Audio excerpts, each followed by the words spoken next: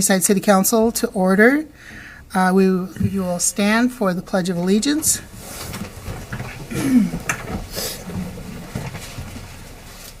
I pledge allegiance to the flag of the United States of America and to the republic for which it stands, one nation, under God, indivisible, with liberty and justice for all. You may be seated. At this time, we have employee recognition presentation to make, and I believe Ms. Alba has that under control.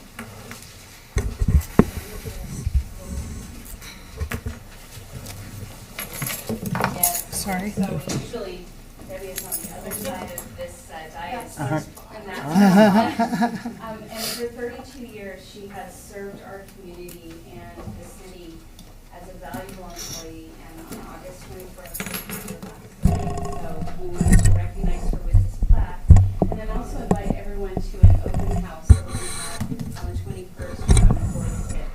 So you can come and give your congratulations there and have a little bit of fun. So Debbie, congratulations. Thank you very much.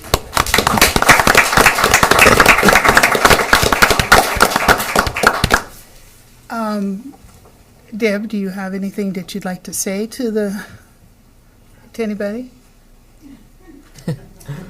I just want to say that it's been an awesome 32 years. I love the job, the people out there and the people in here. It's been great. And there's some people I think I helped through their troubles. If I didn't, well. Well, Debbie, we'd just like to say thank you and congratulations on 32 years of service to the community as the municipal court judge. Excuse me, not judge, but certainly clerk, right? Yes. And helping the judge. Right. And we know that you did your job above and beyond professionalism and have left the office in good shape. So congratulations to you on your retirement. I know you got some big plans for your retirement, so that's really awesome. So again, thank you very much for your dedication. Thank you. Thank you. Debbie?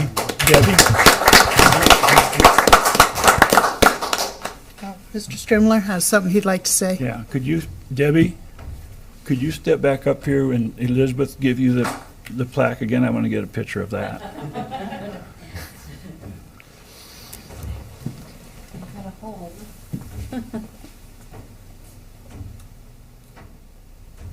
Thank you.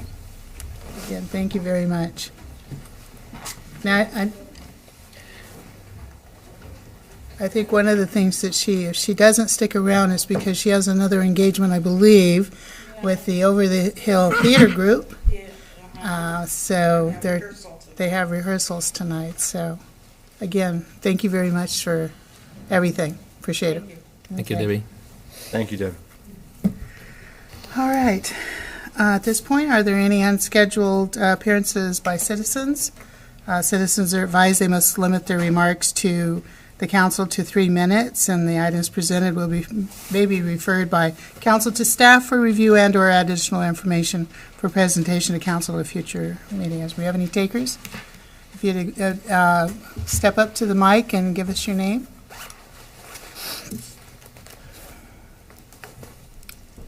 Hi, my name is Micaela Razo. I'm with Latino Community Fund.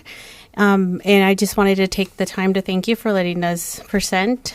Tonight, we are actually coming tonight to let City Council know that we have come together as a United Community Alliance with some community members, with the Sunnyside School District, with the Sunnyside Police Department, with Nuestra Casa and League of Education Voters. And we are actually developing forums within the community that will talk about conversation of priority concerns that are happening in the community. And with that, we hope to engage community and do canvassing with different departments and different youth groups here in Sunnyside. And we just kind of wanted to let you know the partnership that we're starting to develop here and let you know that we will be walking around Sunnyside, engaging your community to join us in this different forms that we'll be developing. So I brought some flyers and I brought some cards to hand out just to kind of just let you guys know what we're actually engaging in the community with. You just hand them to Miss Elizabeth there. Thank you. Thank you. Is there anyone else who has something they'd like to say? Good afternoon. I'm Katie Padilla Johnson. I am the new director here at Nuestra Casa. If I understand correctly, Nuestra Casa has been part of the Sunnyside community for quite some time. And I'd just like to let you guys know that we continue to look for strong partnerships amongst our community here. We feel that there is a lot of possibility for good things, and that we are also currently joining forces with the police department, Latino Community Foundation, the school district, and the League of Voters. So everyone's support would be greatly appreciated during our conversations and our forum. Thank you. Thank you. All right. Is there anyone else?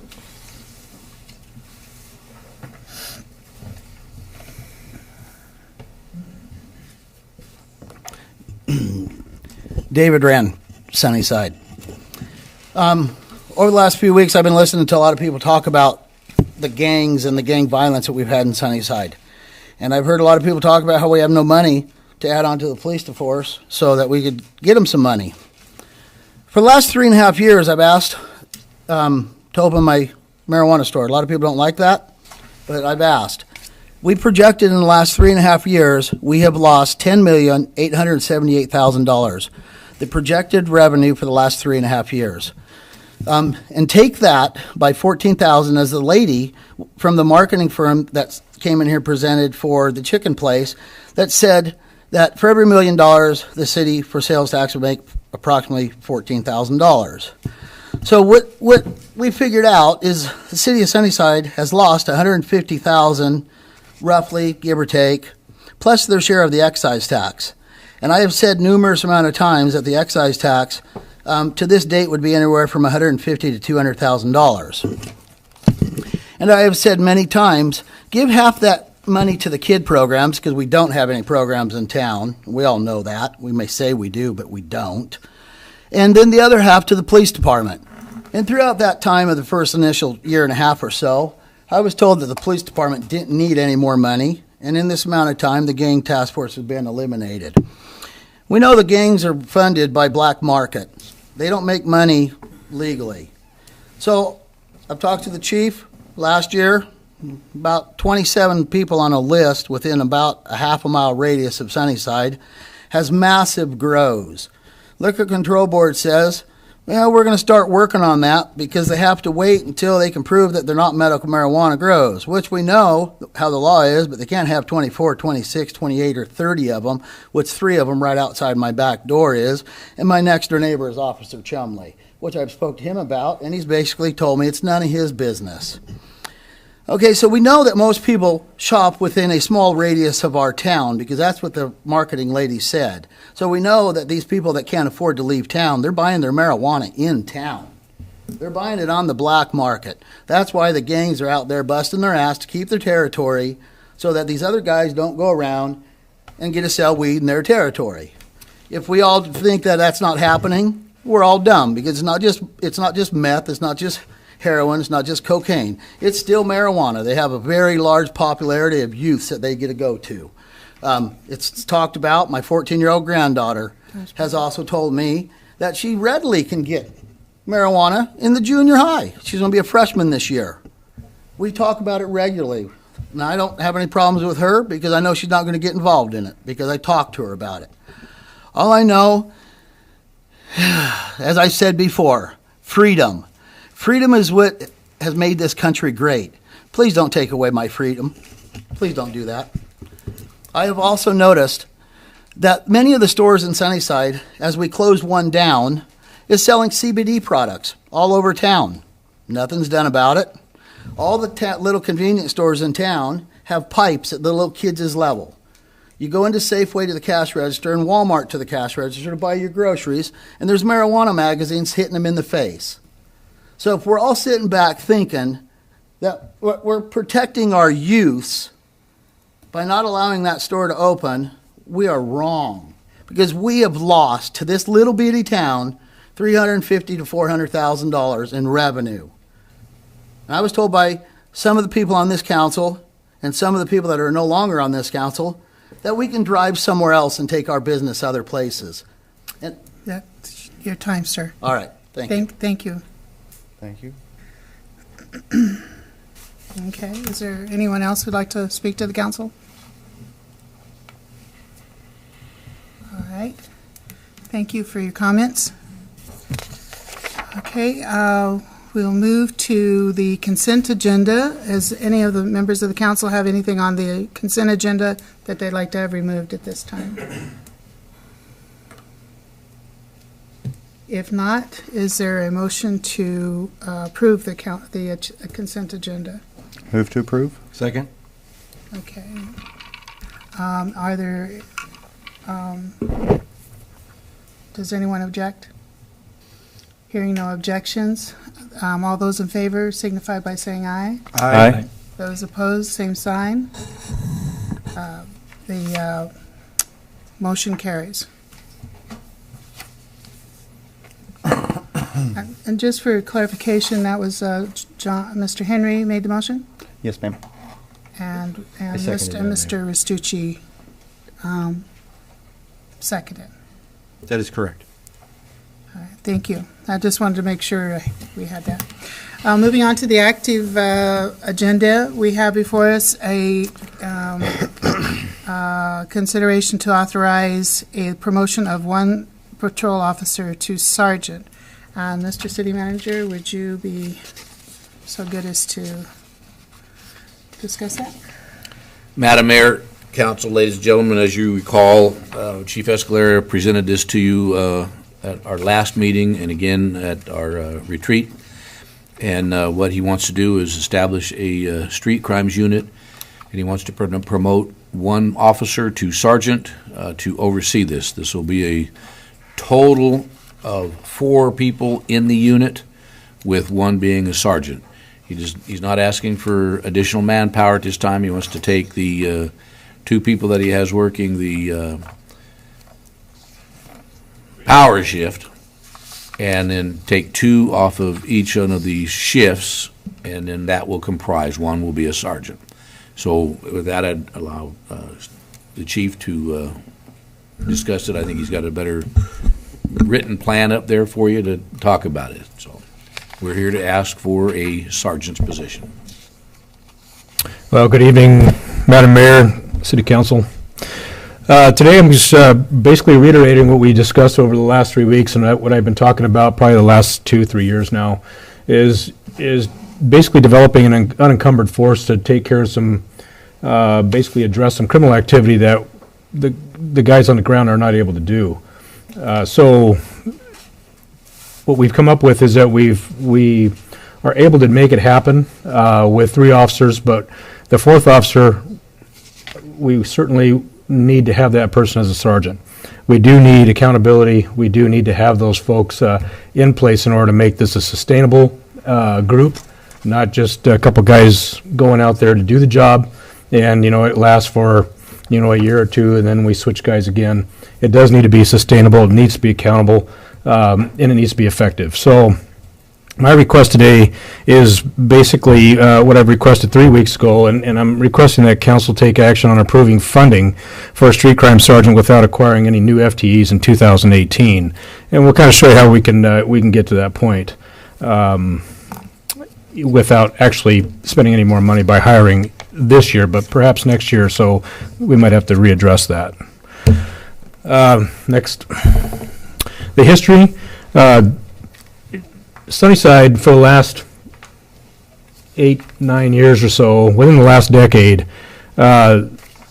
we have had substantial gang activity. We've had problems that required a couple of people to go out there and address, where they're unencumbered by calls for service, where they were out there to be proactive and to engage individuals that were committing serious crime, violent offenders, things of that nature. In the previous gang unit accomplishments, they were very good about confronting the gang issues. They were very good about violent offender identification and accountability, and that's very good. We have to know who is committing these crimes out in our community.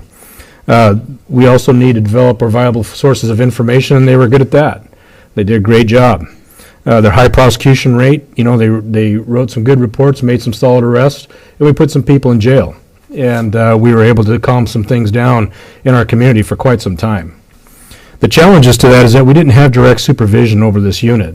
And so there was some distension, there were some issues within the agency, and that kind of promoted this, and there was no accountability to them.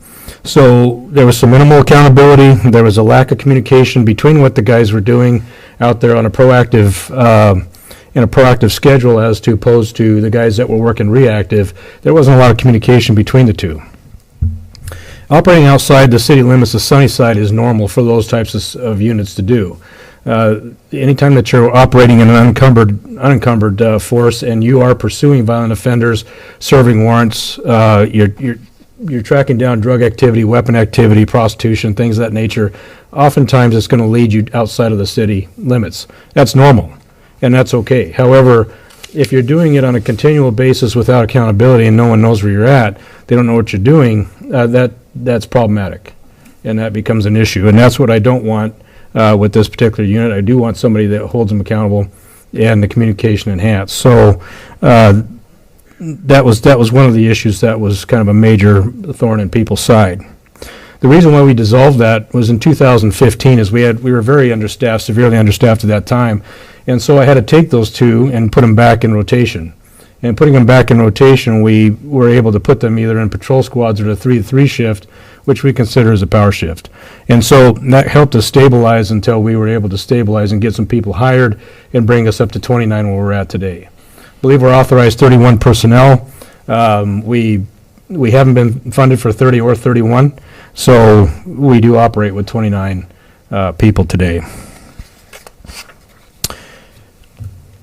The need for this, for the sergeant, the need for the crew is obvious. The need for the sergeant is obvious. The recent violence in our community, we've had 4 shootings. We have 9 people shot, 3 people killed within 18 consecutive days.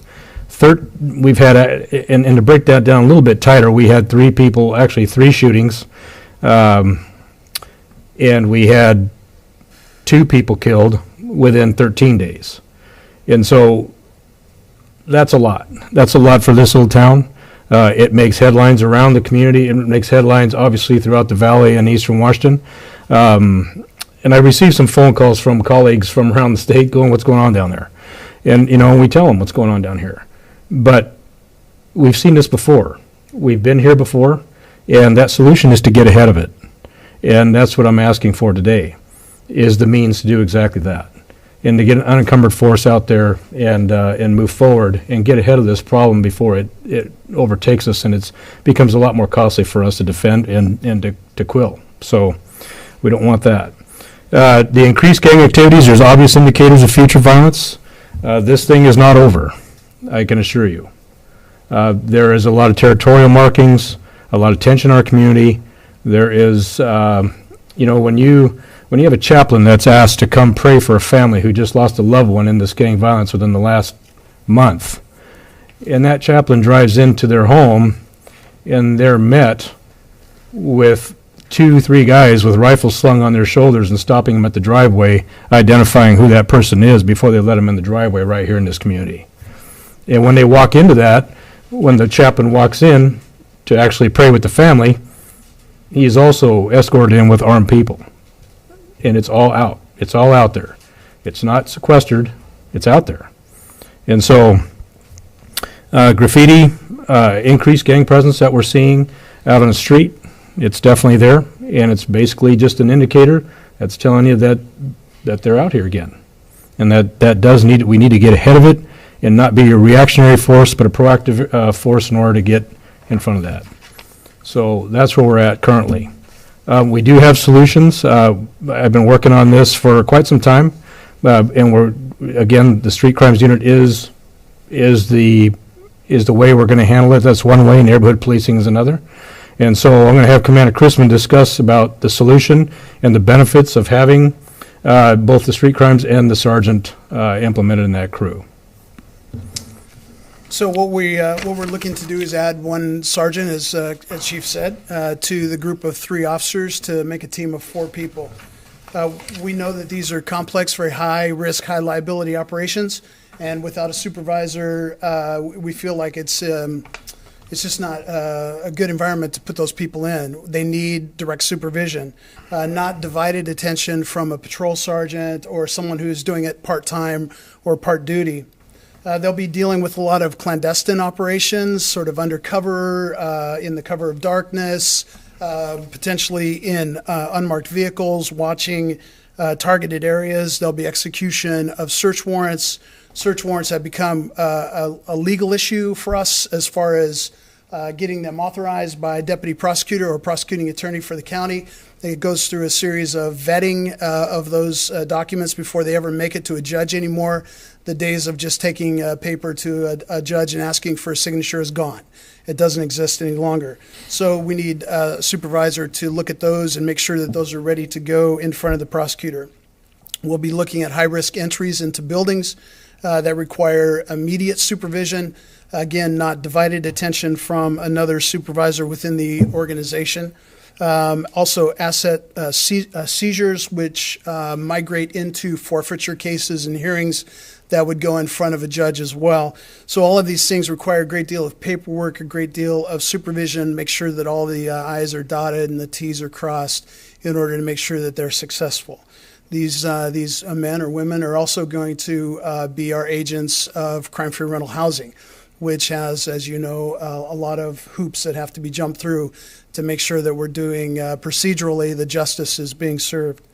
These folks will also be working a very flexible schedule. We've conducted interviews with people in the office, and we've acquired the 3 people that'll be serving on the team, not including the sergeant at this point, but they've all been told that they're going to be evening to morning hour standard shifts. That would also include the flexibility of coming in the morning and executing a warrant or getting documentation served to further their investigation, or maybe they have to interrupt some sort of criminal enterprise during off hours. It's a fast-paced environment. It requires supervision to slow people down, freeze situations, back up, reassess, and as maybe you've experienced in your life, you know, when you get too close to the flame, sometimes it's hard to see those things. And so that's also a benefit of having direct supervision. As the chief mentioned earlier, as far as benefits, Jackie? This is an unencumbered, proactive force. They'll be out generating a lot of the work themselves. It requires enhanced communication amongst the officers.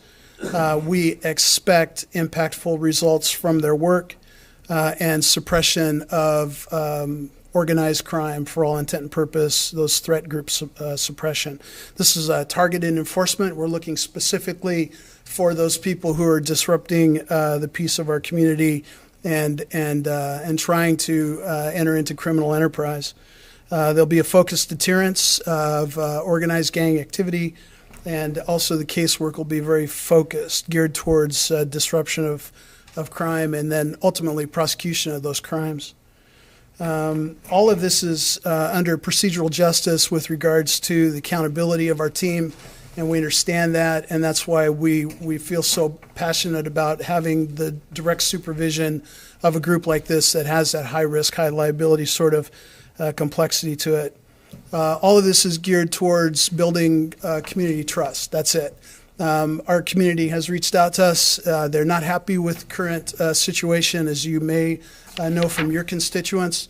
And so when we're trying to build a solution to this problem, this seems like the most expeditious way that has less of an outlay for cost and yet has the potential for a very strong team.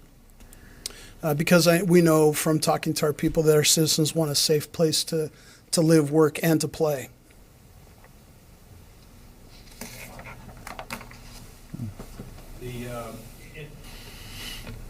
Another way, basically, to add on to this is neighborhood policing. We've talked about that for some time, but again, staffing does have a part in that, right? Where if you minimize staffing, it's very difficult for the guys to get away from the calls for service or investigations that are being done in order to conduct this type of work. We have divided the cities up. The city has been divided up into 3 major areas, zones 1 through 3, and that's going to really help as far as focusing resources and that type of thing. Once we sit down and implement this. However, partnering and problem solving through neighborhood policing is going to be one of our primary factors in getting trust out there with our community.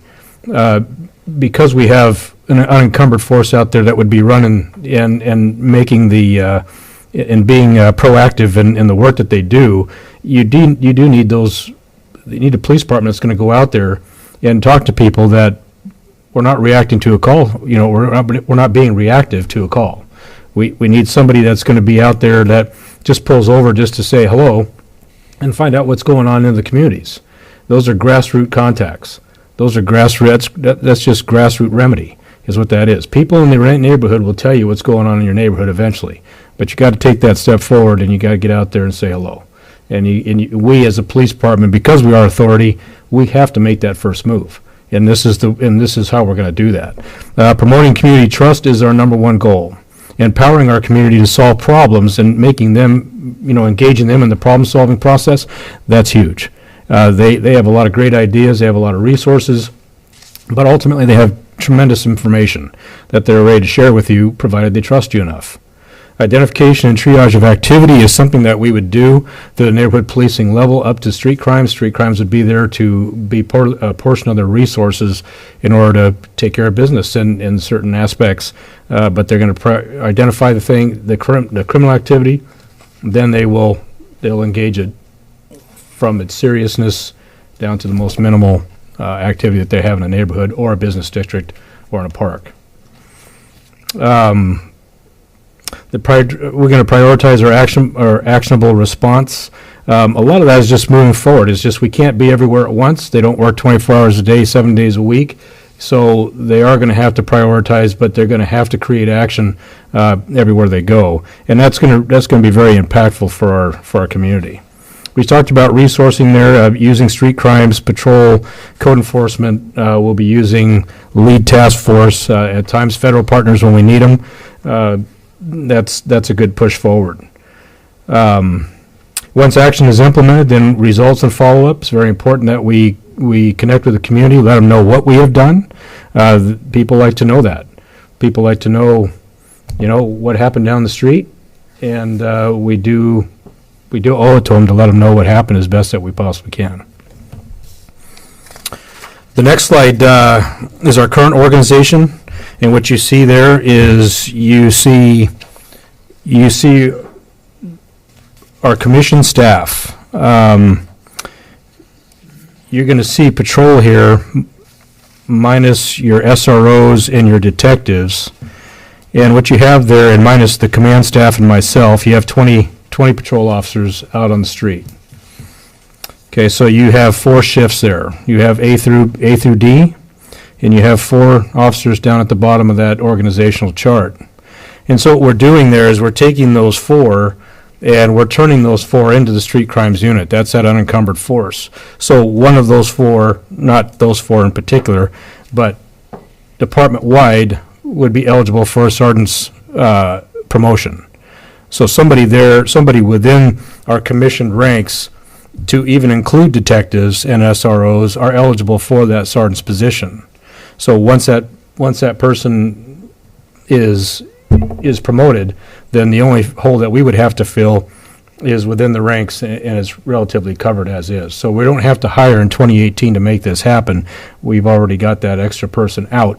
It's just a matter of identifying through a testing and selection process to who that person is.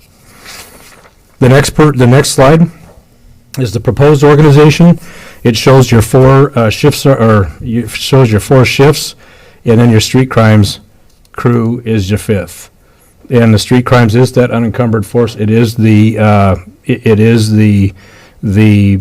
proactive team that's going to go out there, be aggressive, and getting ahead of the crime as best they possibly can. So as you can see there, you still have 20 you still have 20 officers that are assigned to the road, just that their responsibilities will be just a little bit different. You still have your 2 SROs, and you still have your 4 detectives. That includes a detective sergeant. The next slide is the base salary slide. This particular slide shows your 5 steps that it's accepted by the city and by the current collective bargaining agreement that we currently have. Just like you showed at the top, you have steps. You have patrol, sergeant, and current step to sergeant step A. So looking at C, D, and E, you have a base salary.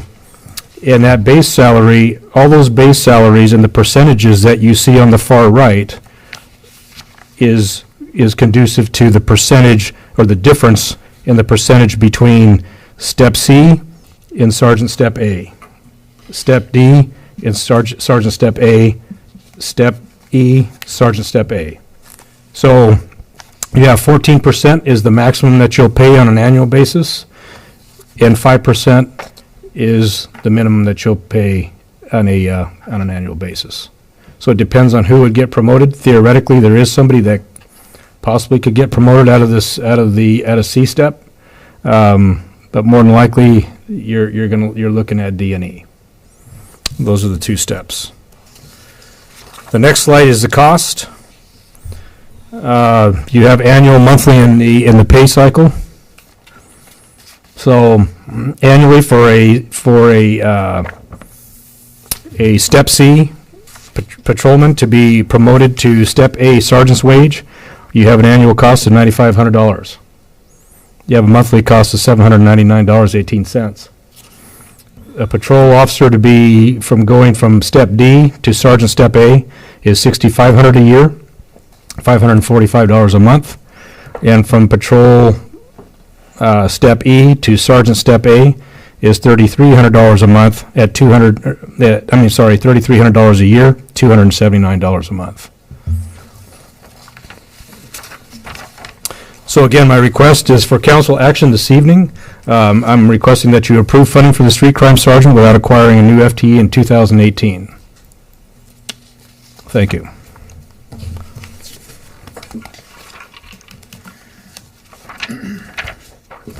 I had a couple of questions that I've misplaced.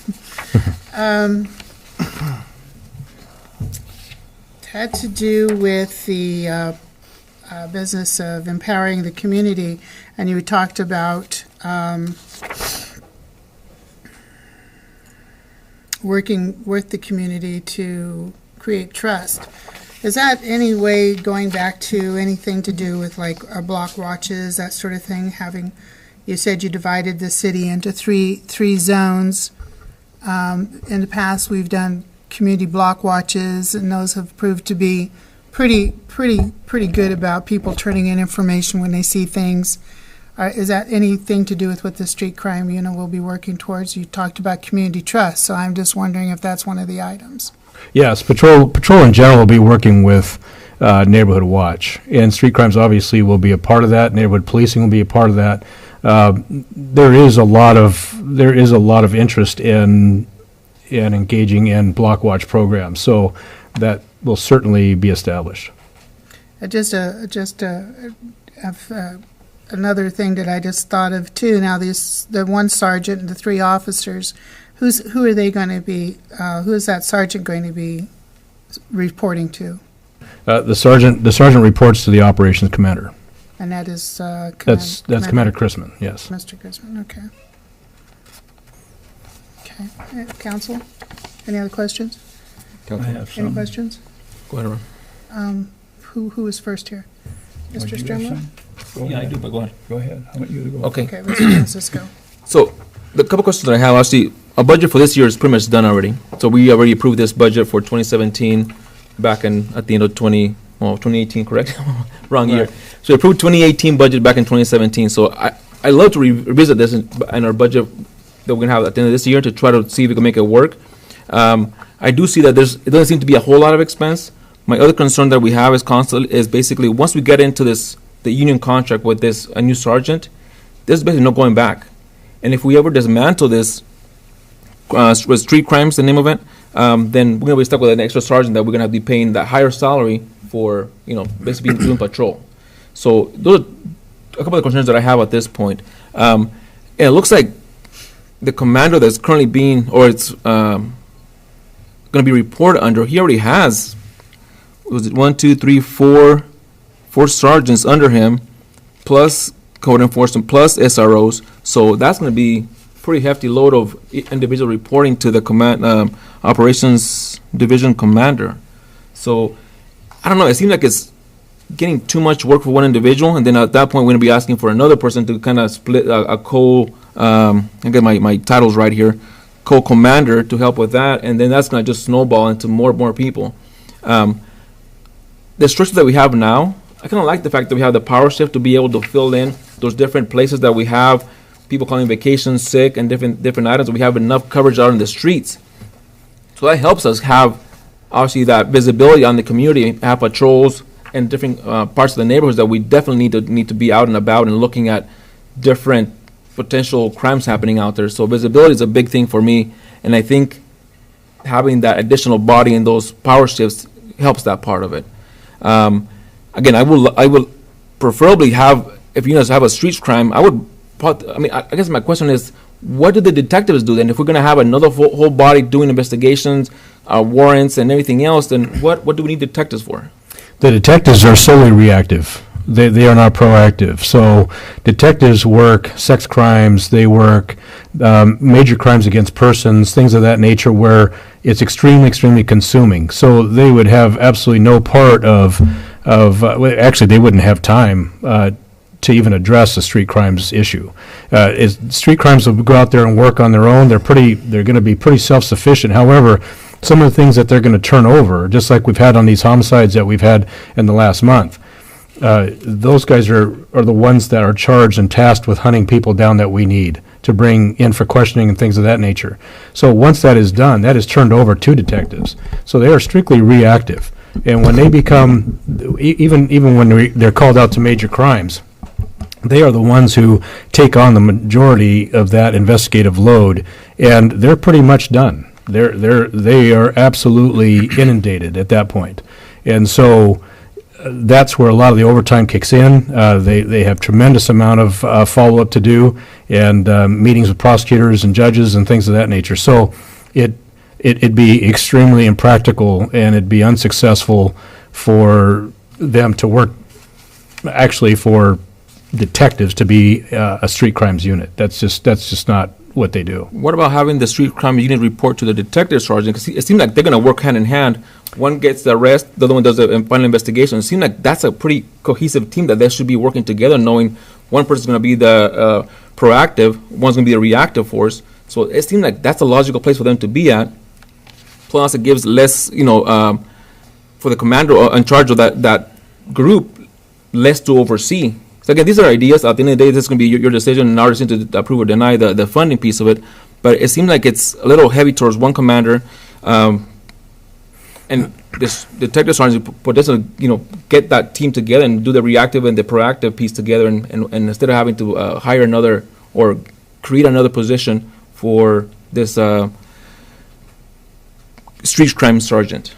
So again, those are my concerns that I have at this point. Yeah, and those are good concerns. It's the only problem with that, we've tried having the detective sergeant watch just two guys that are on a proactive schedule as opposed to his reactive schedule, and they don't work because they're not out there at 2 o'clock in the morning. They're not out there at 7 o'clock at night. Even they're not even out there at 6. So that's the problem with that, not having that supervision out there when they do need it. Your busiest hours of the day are going to come from 3 o'clock in the afternoon till about 2 o'clock, 2:30 in the morning. And so when that happens and you need that expertise standing next to you, that person's not there. And so when they do make that phone call, depending on how long that call is and depending on the action required by the supervisor, that becomes a call out.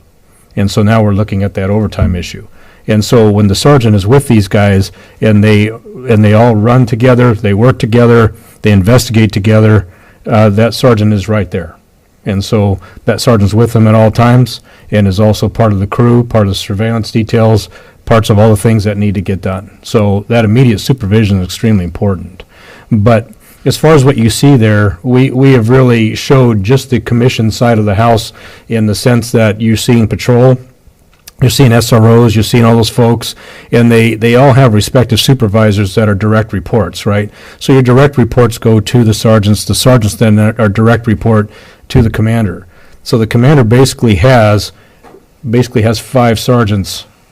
If this particular position is funded, he would have 5 direct reports, is what the commander has. So those are the people that he goes to, and those are the people, and those sergeants go to him for accountability, for questions, clarifications, supervision, leadership, management. That's where all that happens. Now, when you look at the other side of the house, we have the support services, and that's Commander Scott Bailey. Scott has a substantial load over there. And it's not just a group of individuals that do one particular discipline. So he's got communications, he's got corrections, he's got property, he's got evidence, he's got records, he's got reception, and that's where the imbalance is. So, and he also has detectives. He has investigations as well. So he's got an entirely busy, very busy and very multifaceted side of the house. And to put these guys over there with a detective sergeant and not having that sergeant that's assigned to the unit at 7 o'clock at night, 2 o'clock in the morning is impractical. That would not work. That was my last question. And who's next, Mr. Strumler? Did you have a question? That's fine. A couple of meetings ago, I had asked you if drug activity was directly related to gang activity, and you said it most definitely was. I assume burglary goes along with that. That's part of their income is burglaries and drugs, both. Is that correct? Well, the opportunists are opportunists, right? If you know, drugs, gangs, weapons, gangs, burglary suspects and gangs, and burglary or weapons, money, it's all relative. So I can say yes to the question. I can say yes that they are directly tied.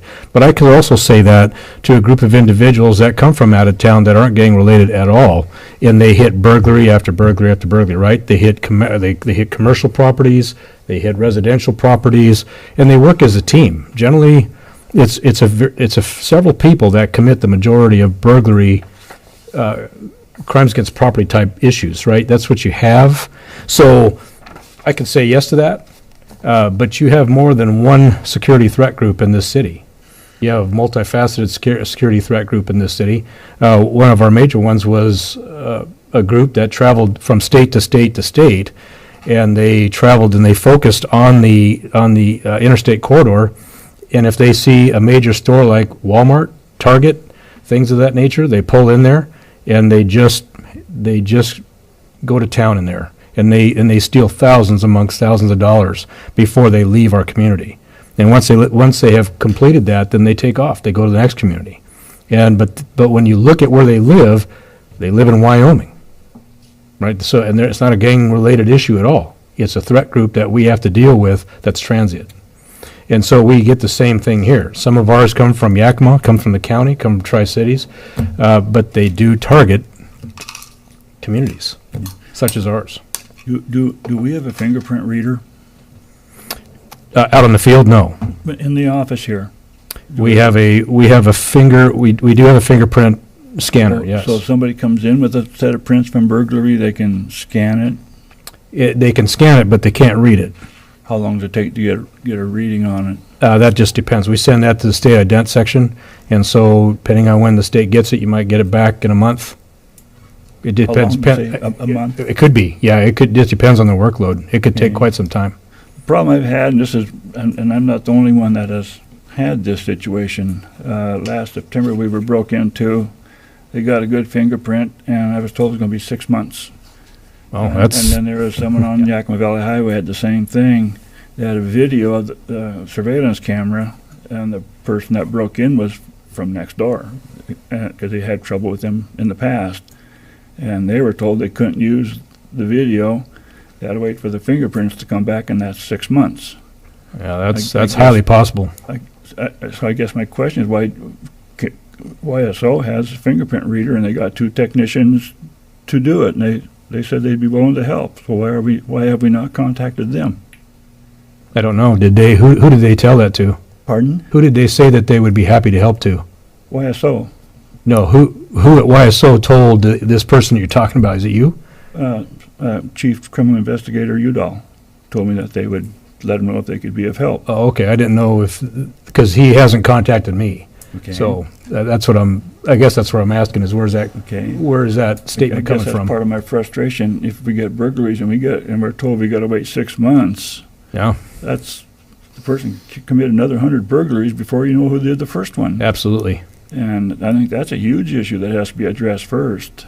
But those are issues that, again, if the county can help you, they will. If they can't help you, they won't.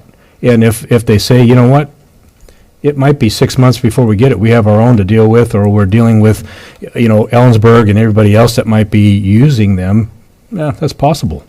That's very possible. It's no different than getting DNA results. It's no different than getting, our blood results for DUIs. It could take months to get that. All it is 2 vials you send off to the state toxicologist, and it takes a substantial and considerable amount of time just to get the report back.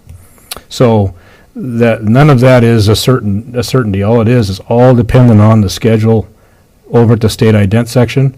And it would be no different than if you went to Yakima or the Yakima County Sheriff's Office. Same thing. It's all dependent on that. Okay, next, somebody else down the way had a question. I did have a question. It might be actually towards Don. Now, it was a little bit lower, the amount, than I was expecting. I saw there. So if we already approved the budget in 2017, where would that money come from? Is that our general fund? Would that come out? Where is that coming Madam from? Mayor, Yes. I can answer that. You can do one of 2 things. You can do a budget adjustment. You can increase your budget in that line item or for the PD if you wanted to.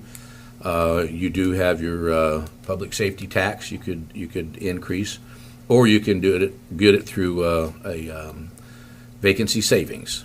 Okay. Public safety tax, so we would, where would that come from? We receive that from the county every year. That's part of Okay. our revenue source. And we don't spend all of that. And we do have a reserve of that. So you could tap into that if you wanted to. Or you could take just get it through vacancy savings. Okay. When we have a police officer, for instance, that retires or resigns, if you wait a couple of months to hire that officer, then you're going to see a vacancy savings. Okay. It could be a civilian. You just hold off on the hiring process where it's not immediate. There's always a vacancy savings there.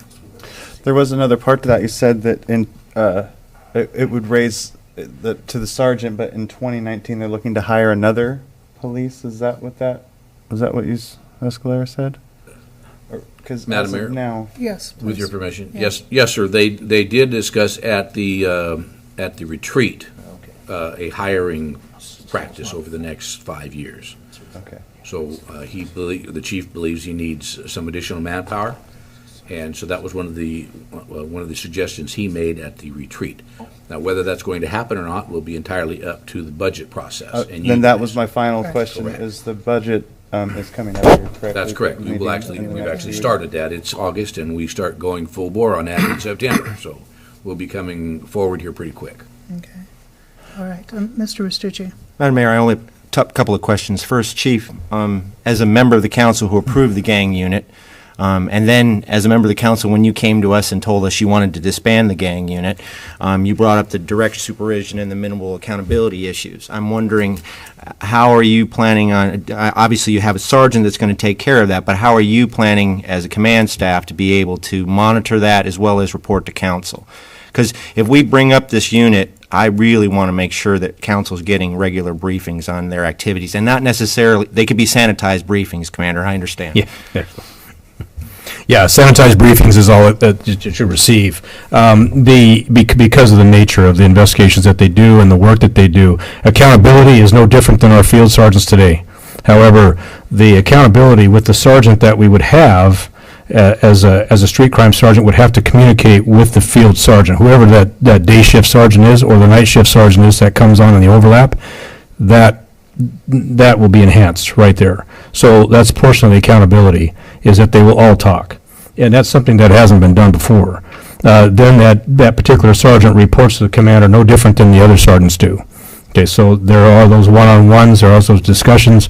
In order to keep track of what they do, then that's relatively simple in the sense that we're able to put together spreadsheets and basically through Spillman, through our records management system, that we're able to pull out the information and the things that are directly questioned, if you will. Understand. Okay. And then my next question is for the city manager. Mr. City Manager, obviously you've reviewed this as well. And you're recommending it as council take action on this tonight as well? Madam Mayor? Yes, please. Yes, sir. I'm recommending that we do this. This is something that I feel is important, quite frankly, for you guys from a political perspective.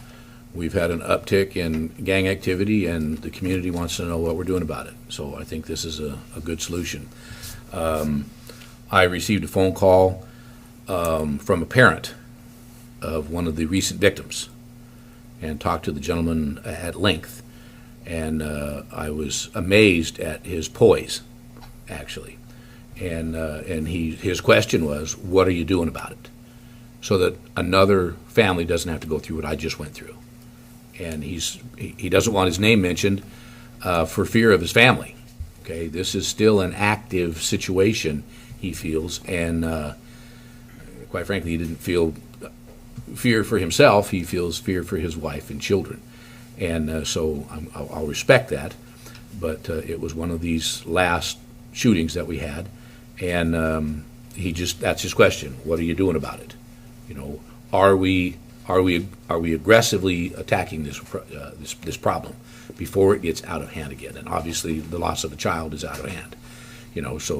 But I do believe at this point we need to create this and support it.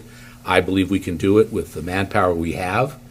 I do agree that there has to be a supervisor. I don't necessarily agree with having 27 sergeants, but we do have a union contract, and if we do approve it tonight and we abolish this at some point in the future and decide we want to go back to 4 sergeants or 3 sergeants or 6 sergeants or whatever, you have the authority. You've never given that up in a contract to RIF a sergeant or a position. Okay, so basically what would happen is if you eliminated a sergeant position, that person would go back into the ranks as a patrolman, and he would or she would retain their privilege as a patrolman. Okay, so basically they would be allowed to bump somebody off the bottom.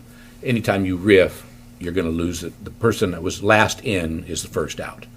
Okay, and I'm jumping ahead just to answer Mr. Guerrero's question on the same point. We do have the authority, if this is something that we decide we need to change at a later time, we can reduce that and change it again. But right now, I believe it's in all of our best interest to move forward with this unit, and I believe that we need a supervisor overseeing this unit. Okay. Thank you, sir. I appreciate your comments. Is your intention then that we amend the budget this evening in order to do this? Madam Mayor? Yes. Mr. Restucci, I don't believe we need to amend the budget right now. I believe that can come at a later date. I'd like to confer with Elizabeth and Al. I have some concerns because we don't have a full quorum of council, Madam Mayor. And I believe that we can do it with vacancy savings. I think that we can get by working this. Again, it's a minimal amount of money from now till the first of the year, and I believe the numbers that the chief gave were annually, correct? Yes, they were annual and they were monthly. So again, your cost to get through the rest of this budget cycle is very minimal. You're talking 4 months, okay? So I believe that, again, we can address the budget aspects later. This is going to be a drop in the bucket to our budget. That was my only concern. Council, if you're aware that we adopt the budget with a simple majority, but if we modify the budget after it's been adopted, it requires a supermajority. Yes. And it's a supermajority of the sitting council. So that means all 5 of us would have to approve it tonight in order for it to pass. But as I understood it, Mr. Restucci, we were talking about a budget line item where the money would come from, or the public safety tax.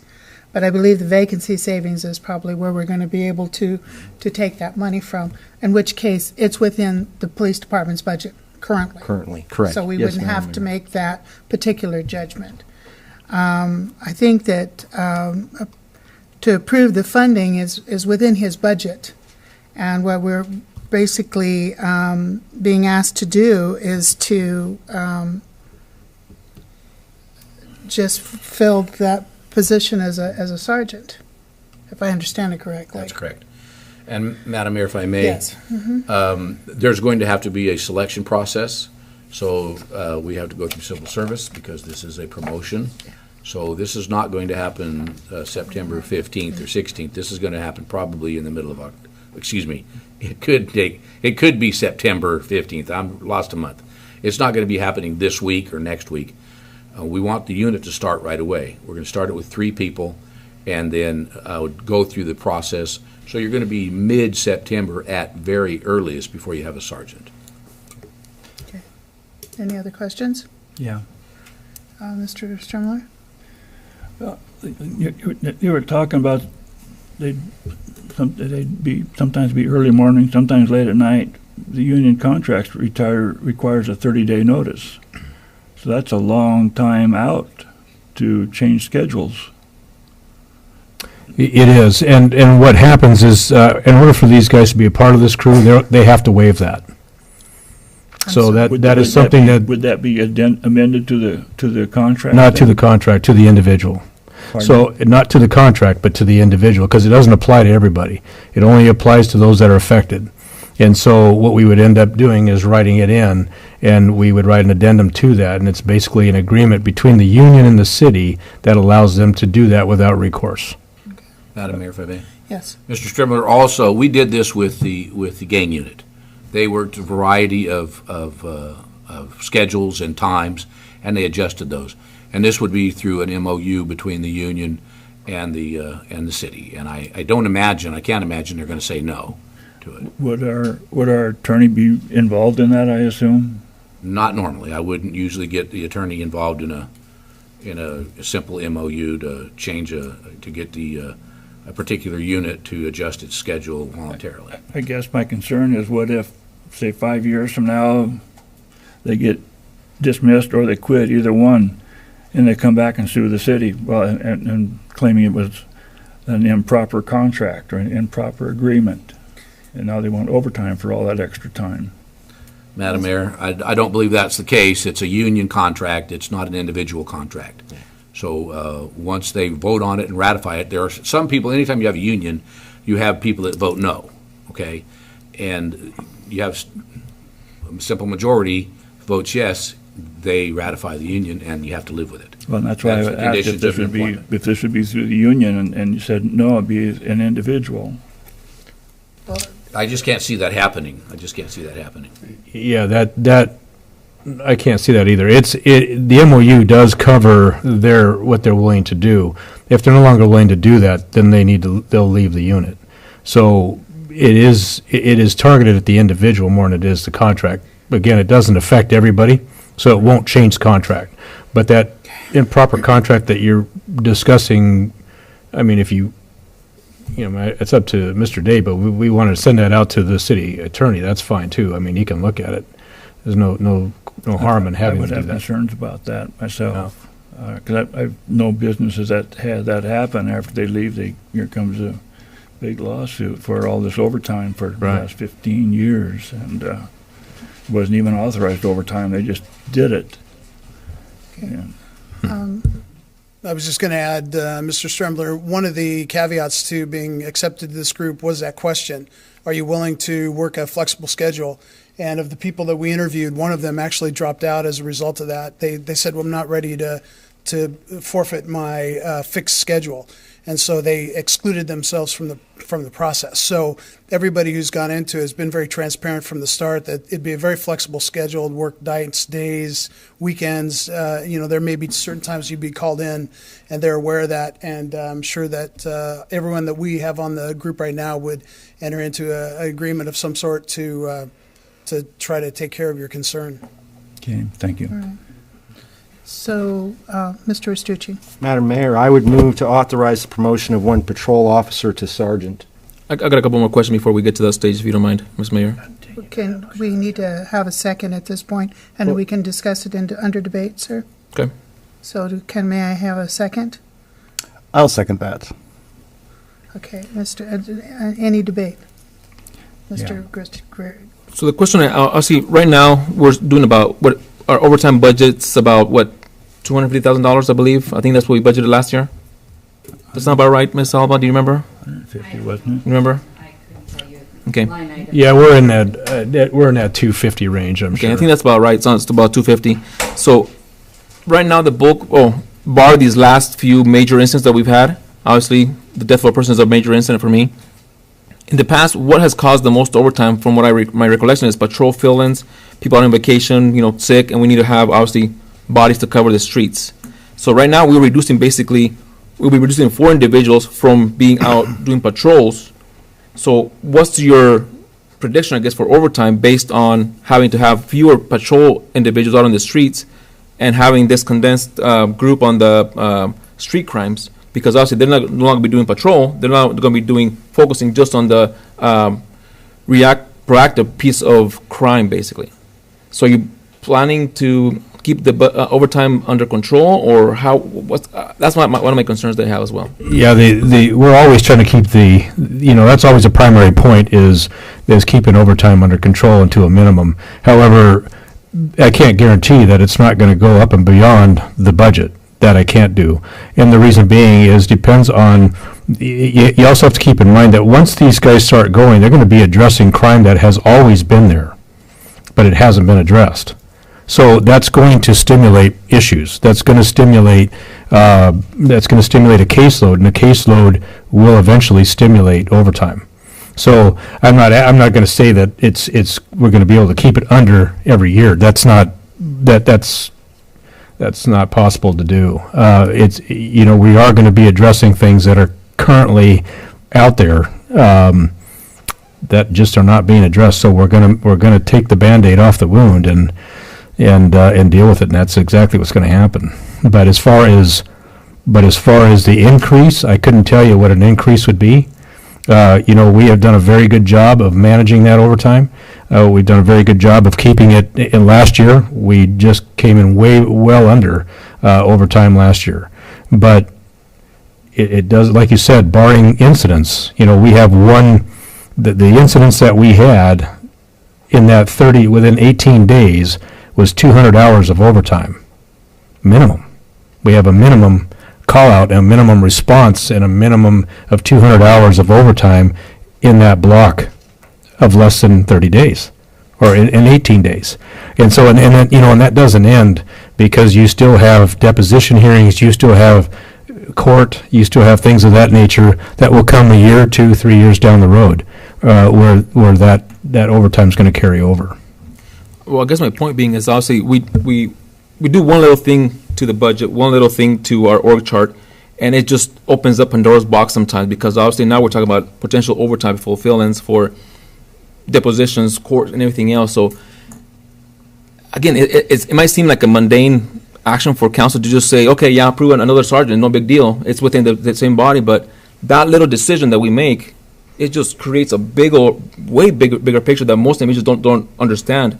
But we get to deal with at the end of the year with budgets, and we have to deal with it on a daily basis, because we have to keep an eye on 2 basic things: our budget and our policies. And these are going to affect basically both of them in one way or another. So again, those are the concerns that I have. I absolutely think that we do need to be proactive about this instead of just reacting through the detectives and the patrol. Mm-hmm. I just don't know if we need another sergeant, to be honest with you. You say the supervision is important, but we have a number of sergeants, a number of commanders, police chief, assistant. We have a large command staff, and I think I brought to you the other day. My concern is that eventually we're going to get to the point that we're top heavy.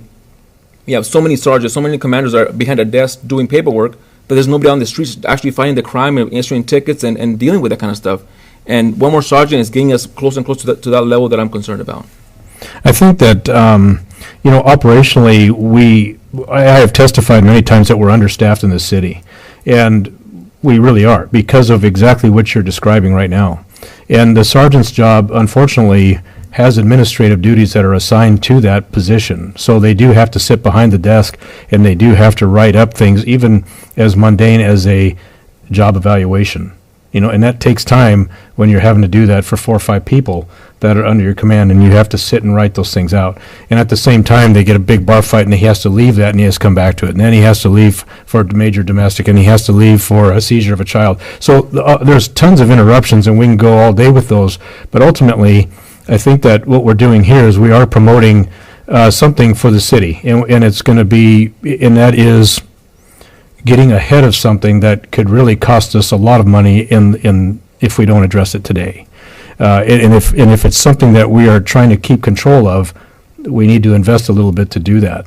But if it's something that gets away from us, and crime has gotten away from us in this city before, it was a tremendous amount of money to get it back. And it took years to do that. It wasn't a fix overnight, it wasn't a 30-day, it wasn't an annual thing. It took several years to get this place under control again. So that's where I'm trying to prevent. I don't want that to happen. I understand your point, and I understand where you're coming from, is because it does add an extra expense. Top heavy, that's not where we're at. We are sitting pretty solid when you have that, when you have 5 sergeants, 6 sergeants, and realistically, that's where you should be in the city, is 6 sergeants, 24 people assigned to the street, and we don't have that. So we don't have that ability to run unencumbered and address things that have been there for a very long time. Well, I just want to make the point that my vote tonight is not the fact that I'm against the street crime. I'm just against the addition of the sergeant. Right. Is there any other debate? Yes, Mr. Strumler. You were saying the overtime was down a lot last year, and it was. The overtime overall, I believe, was down in the area of 25%, which is substantial. But scheduled shift filled-in patrol, which is the patrol division, obviously, was up 20%. So even though the overtime was down and it made a big difference, it was not in the patrol fill-in because that went up. So nothing has been changed as far as patrol. The council's direction to the city, nothing has changed in patrol for several years. But between 2016 and 2016 and 2017, criminal non-traffic is down 15.19%. Criminal traffic is down 31.41%. Infraction traffic is down 16.4%. Traffic stops are down 26.66%. Everything has gone down. Drug arrests have gone down year to date for 16 to 17 is down 40%, and year to date 17 to 18 is down 22%. So everything has gone down drastically, but council has not done anything to interfere with patrol, and nothing has been done to interfere with patrol to my knowledge. It looks to me like it's been a work slowdown the last year in retaliation for watching the overtime. That's what it looks like to me. Is there any other debate? Any other things from council? You had a comment you wanted to make. I'm just asking council first. No? Mr. Chrisman? I just want to say that our job has changed significantly over the last few years, especially with blood warrants and the things that we have to do in order to get cases through to prosecution. Very, very different from the 80s, completely different from the 90s, and even in the years 2000 and above, our job has changed. Our officers are tasked with doing things that they have never had to do before. Post Gantt, we can't search a car without a warrant. Warrants take hours to write now. The paperwork has to go through a deputy prosecutor or prosecuting attorney to get authorization to go back. So to say that there's been a work slowdown or a stoppage as a result of something, I just want to make sure that's not accurate. There's just more to what we do today than we have ever had to do in the past. Likewise, I think the chief has made it very clear. In order to stop what's going on in our community, we have to get in front of this. We have to get in front of it. Right now, we're just chasing it. That's all we're doing. And so until we get a proactive team out there that's just taking care of this business, we're just chasing our tail. And so it's that imperative to us to get that team, that proactive team out there, that strike force, if you will, that can address those problems. And that's really where we're at today.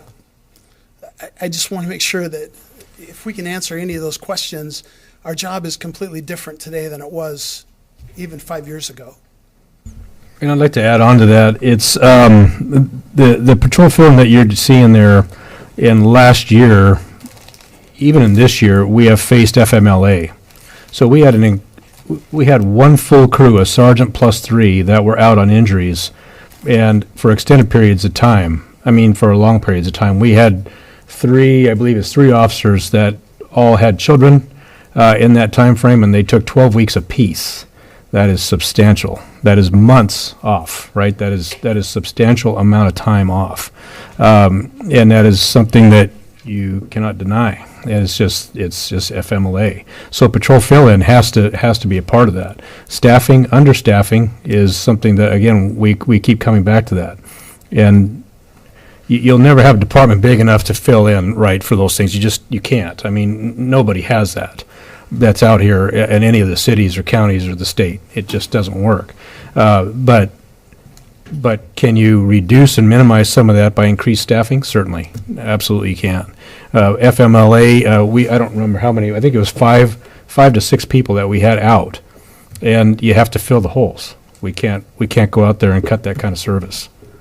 So FMLA and not FMLA, but fill in will always be an issue with minimized staffing. Okay, is there any other comments from the council? So hearing none, all those in favor of approving funding for a street crime sergeant without acquiring a new FTE position in 2018 signify by saying aye. Aye. Those opposed? No. Okay. Or aye, whatever you want. Or same side. Aye. Call for division of the House, Madam Mayor. Ask for a show of hands. Okay. All those in favor of the motion signify by raising your right hand. 2, 3. Those opposed, same sign. 2. So 3 to 2. So the motion does carry. To authorize promotion of 1 patrol officer to sergeant. Thank you. Okay. All right. Moving on to the next order of business. I do want to put on the record tonight, I forgot to do it earlier on, but Madam Clerk, if you would note that Mr. Boersma and Mr. Hicks were not here tonight with excused absences. My apologies to the council for neglecting to call roll call earlier in the evening. Thank you. At this point, we are looking at the, we have had before us the solid waste tipping fees, but we're going to be pulling that without objection from the agenda. We're looking at that at a different date. Item C is One Energy Development LLC lease. Consider authorizing city manager to execute an agreement with One Energy Development LLC to lease the Munson property. Mr. City Manager, if you would explain, please. Madam Mayor, Council, ladies and gentlemen, we actually have our young attorney here. He's worked on this. Mr. Warner is with us tonight, and so I'd like to just have Keith explain it and discuss it. We've negotiated a little bit better deal, I think, All right. and answered some of the questions that you had at the last meeting. So. That's right. Thank you, sir, Madam Mayor and Council. Since we've been here last, we have negotiated with One Energy. We were previously at a $900 per acre annual rent charge, and for a 26-year lease without an increase. For the 10-year extension, where they had to take that extension, I think it was going to go up merely $100. So what we've done is we've worked an escalator in, a 3% annual escalator throughout the entire 26 years, and throughout the extension of 10 years if they take that. to give a little, we had to drop the initial rent to $750 from $900. The 3% escalator makes up that $150 per acre annual difference pretty quick within a few years, 3-4 years, I believe. And then after that, it continues to escalate throughout. So it's a lot better deal as far as the price. We made some changes to and I think up here you'll see, Elizabeth, do you want to talk to that? This was basically an annuity chart that Elizabeth put together to show you, so you can see kind of what will be made on what year for that escalator. Mayor and Council, if I may, I'll walk you through my Excel spreadsheet, if that's okay.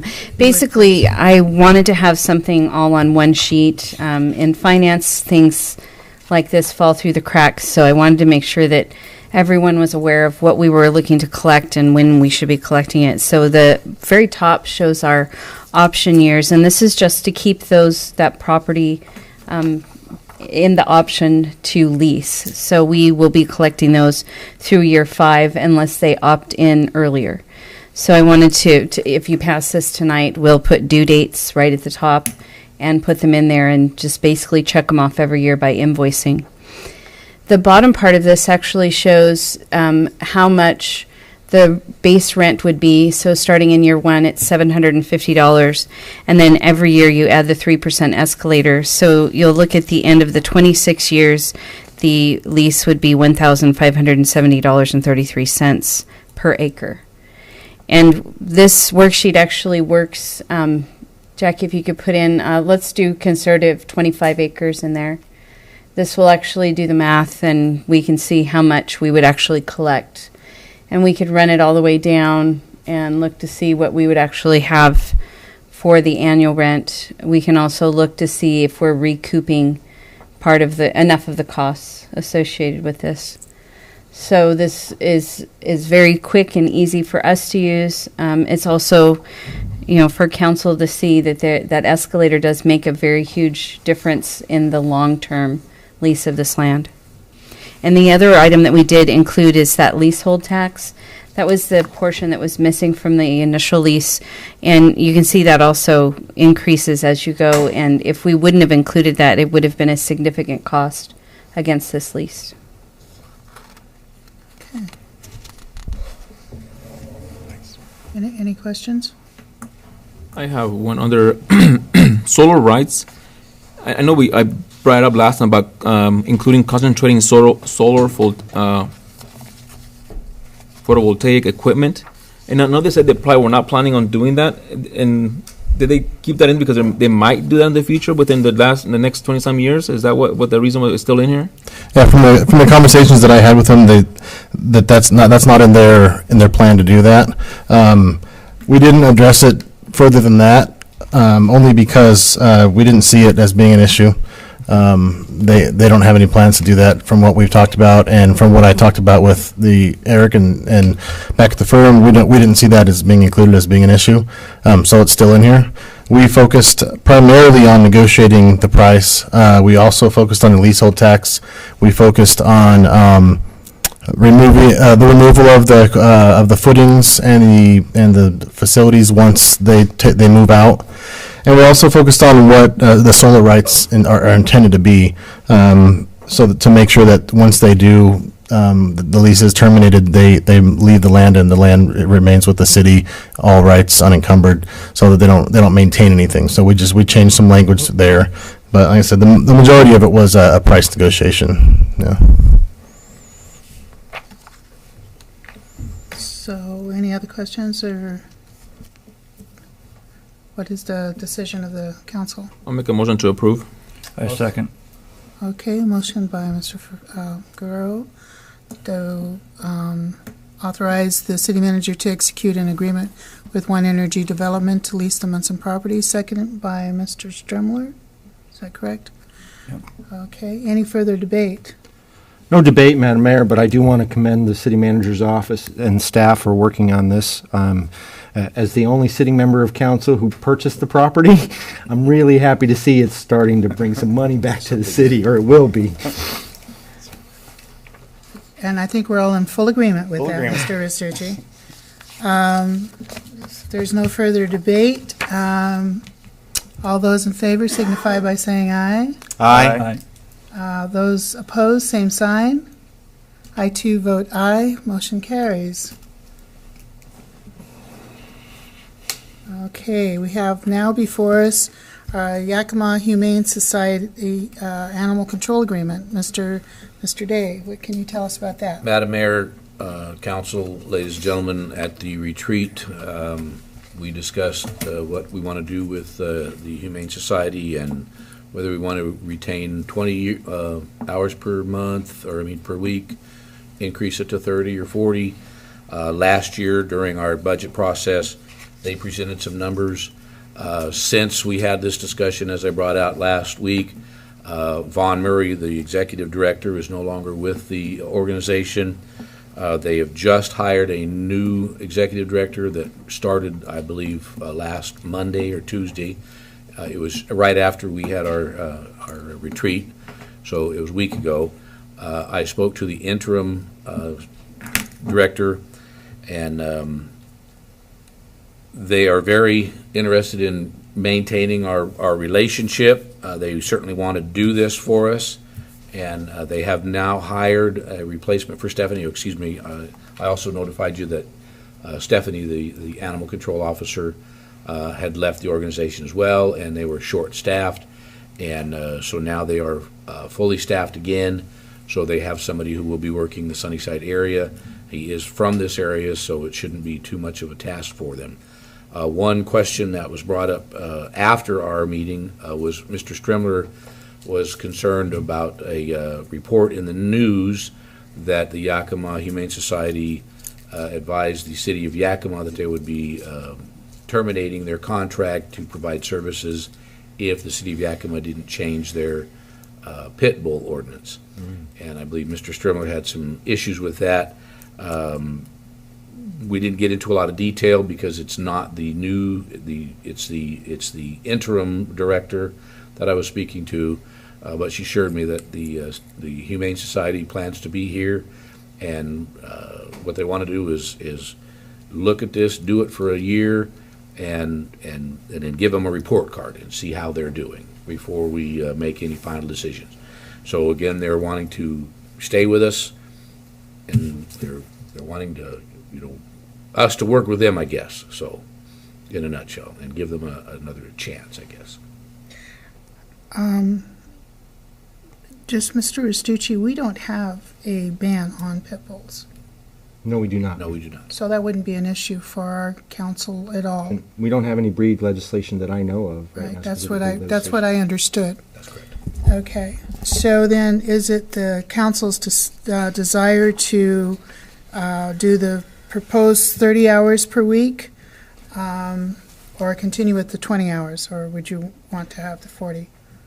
I have an issue with I want some guarantees from them that they would not be interfering with our decision-making process. And Mr. Day and I had a discussion, who's to say that with Yakima, the way I understand is that going with Yakima, they did not lift the pit bull ban at that particular council meeting. It was tabled, which means it could come up in the future yet, but they canceled the contract the next day because they didn't lift the pit bull ban. Who's to say they're not going to tell us, we want every dog owner to have a dog house, and we want you to make an ordinance that requires that, and if you don't, we're going to pull our services. I guess I don't want Humane Society trying to dictate policy to the city. And not that I'm against the 20 hours, but I am against raising it at this time until we get some assurances from them that they're not going to interfere with our decision-making process. I would like to see it stay at 20 as well. Okay. Any other thoughts on that? Mr. Restucci, you have any thoughts Well, on Mr. that? Stremler brings up an interesting point, although, and I defer to our attorney here, there's some kind of contract that would, if we had an agreement with them, sign that agreement, our city manager execute that agreement, and then they make changes to that agreement, I would assume the parties would have to come back together and agree to those changes, correct? Usually you can't change an agreement unless both parties do so in writing, and that's usually within the contract, that provision, but that's also, that just goes, even if it's not in the contract. So we haven't looked at this one, so I'm not quite sure what's in there or what's being proposed, but that is true, yes. And Mr. City Manager, I'm assuming both parties can walk away from the contract if they're not happy about something, correct? Madam Mayor. Yes. That is correct, Mr. Restucci. So- Either party can terminate the agreement, and there is in this agreement, it's been a while since I've looked at it, but a time frame. You have to give notice. Right. And it might be 90 days. I can't remember exactly what it was in this contract. So I agree with you, Mr. Stremler. I don't want them dictating policy to us either, but I don't see that as a issue. Well, I don't in the fact that we stay with them, but I don't think we want to increase it at this time either. I think we want some assurances from them that they're not going to try to dictate policy. You know, if we get in writing assurances, that's not going to happen without, say, a year's notice, a contract year notice. So we would have time to look for services elsewhere versus with Yakima, the way I understood it, they canceled it immediately. And so all of a sudden Yakima, who was supplying, I believe it was over $300,000 a year to them, is out of a contract. So like I say, I don't have a problem staying with the 20. I do have a problem going to 30 until we get some assurances from them on future policies toward us. Well, and I don't have any concerns with that, Council. I don't believe we're getting 20 hours out of them yet, right now anyway. So let's see if they can do 20 hours a week before we give them 30. Yes. Madam Mayor and Council, if I could just add one thing, question for City Manager Don. I think we would want to just make sure, if that's the way the council would want to go on this, that there is no auto renewal already built into the contract. If there's an auto renewal already built in, that kind of changes the time frames when you have to give notice to make sure that you don't circle into another contract term.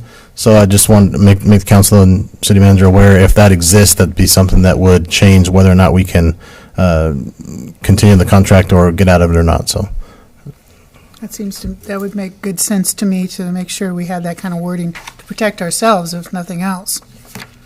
All right. So then I guess,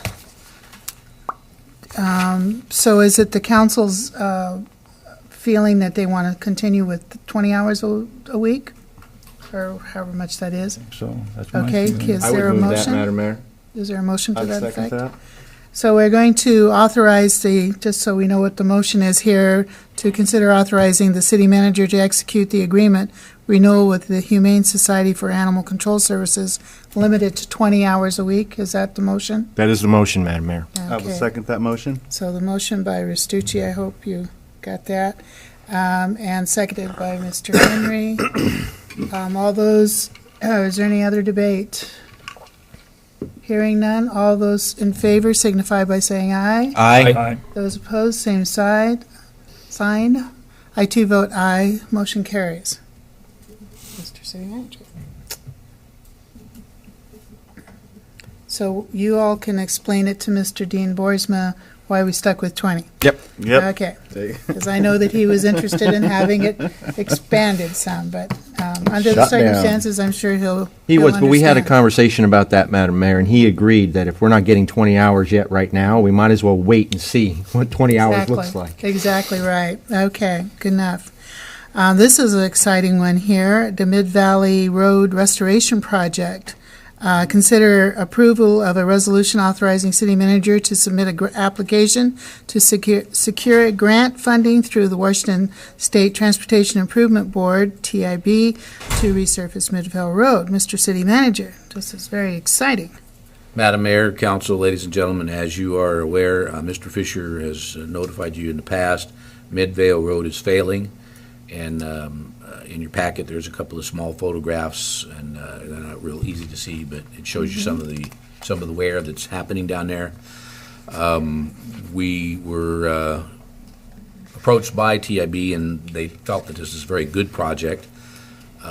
If you apply for this grant and you are successful in receiving this grant, you will have 4 years to spend this money. So you don't have to spend it this next coming year if you don't want to, if it's not going to work for us. Okay?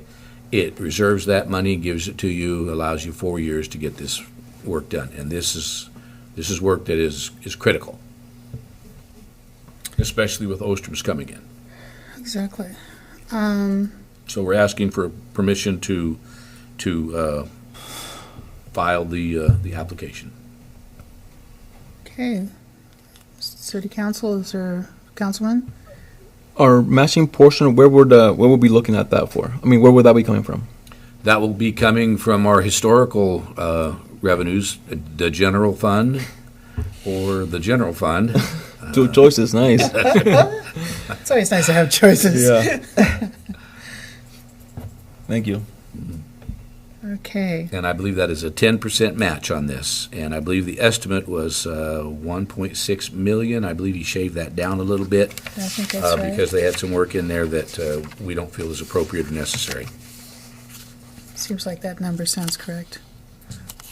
All right. Talking about $160,000 expendable over the next 2 to 3 years, probably. We'll probably want to get it done in year 2 or 3. Right. And it is in our, we have put the, I believe we have put the Midvale Road on our 6-year plan. I believe we were going to do that tonight as well, and that didn't get done, so we'll be bringing that back in 2 weeks. Okay. Because I don't believe that actually got done. Okay. There's one of them that's missing, and I think it's this one. I think that could be correct. As I remember, I'd ask about having it added when we were talking about till we got some money. Looked like we had some money opportunities before we were going to put it on the Correct. 6-year plan. And that one isn't on this, on the don't believe 6 it years. It isn't currently, but that's what we'll be doing in 2 weeks. Okay, excellent. And I believe that's what Mr. Fisher told me, that he'll be ready in 2 weeks to bring that forward. Okay, good. I saw it in the paper being advertised. Yes. Okay. So what is the wishes of the council? Move to approve. Second. Move to approve, Mrs. Guerrero, seconded by Mr. Henry. Any further debate?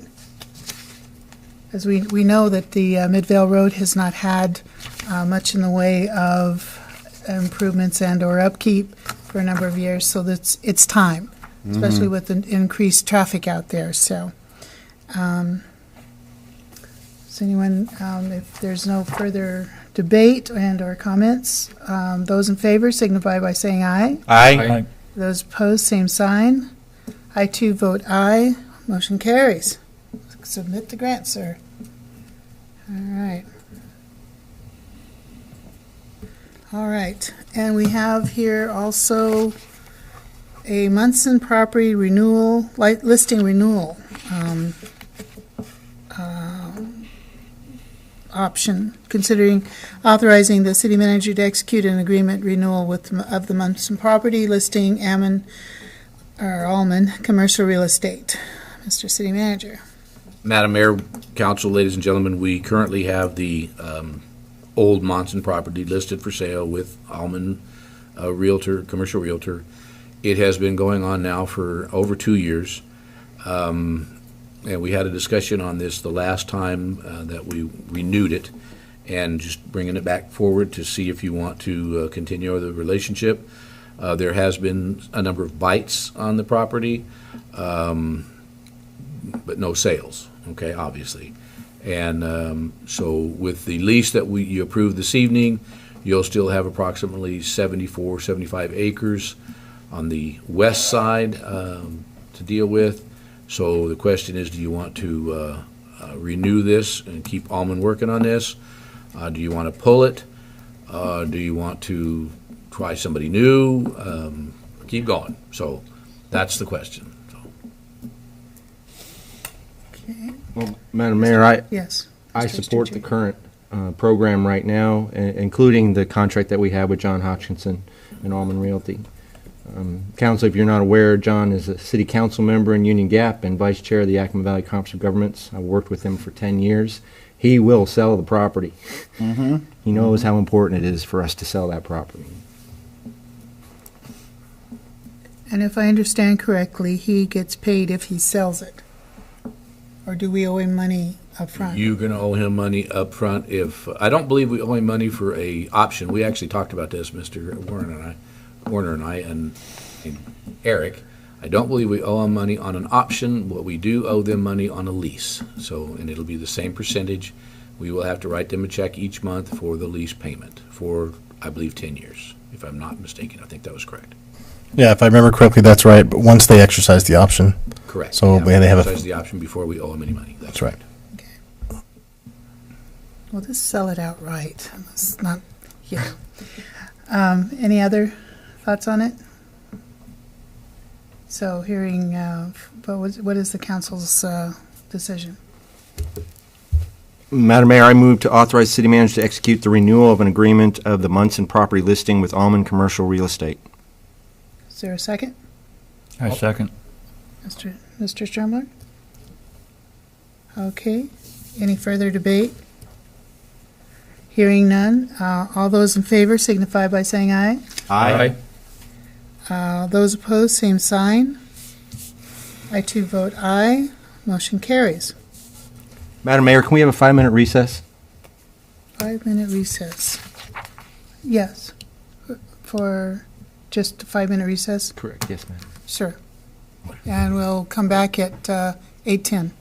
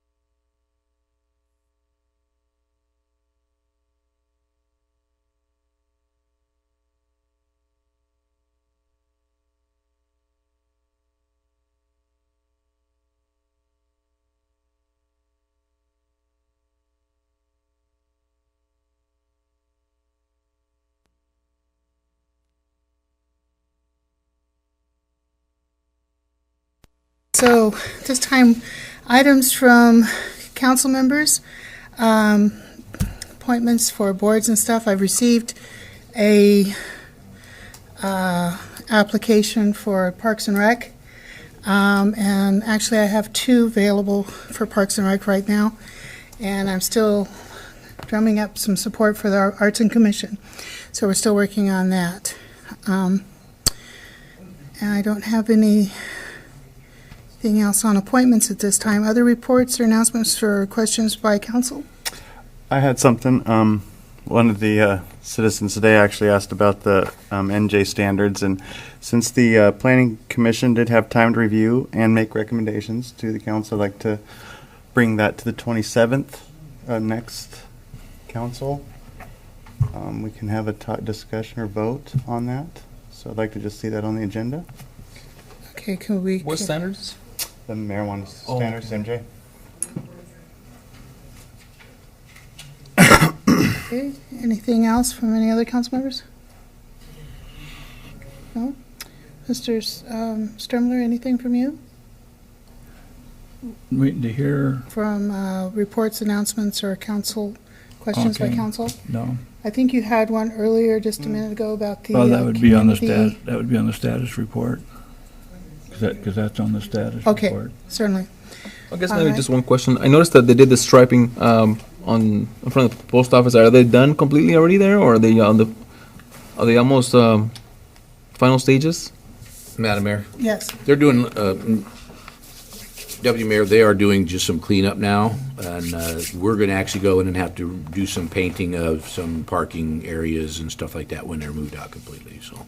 It seems like the signs and the All the division of the construction street. signs are gone for the most part.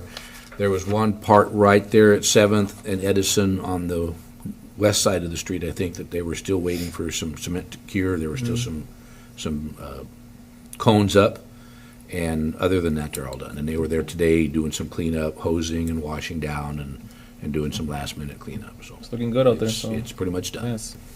It's nice. Okay. This is, probably comes under announcements or just attaboys. I had an opportunity to play host.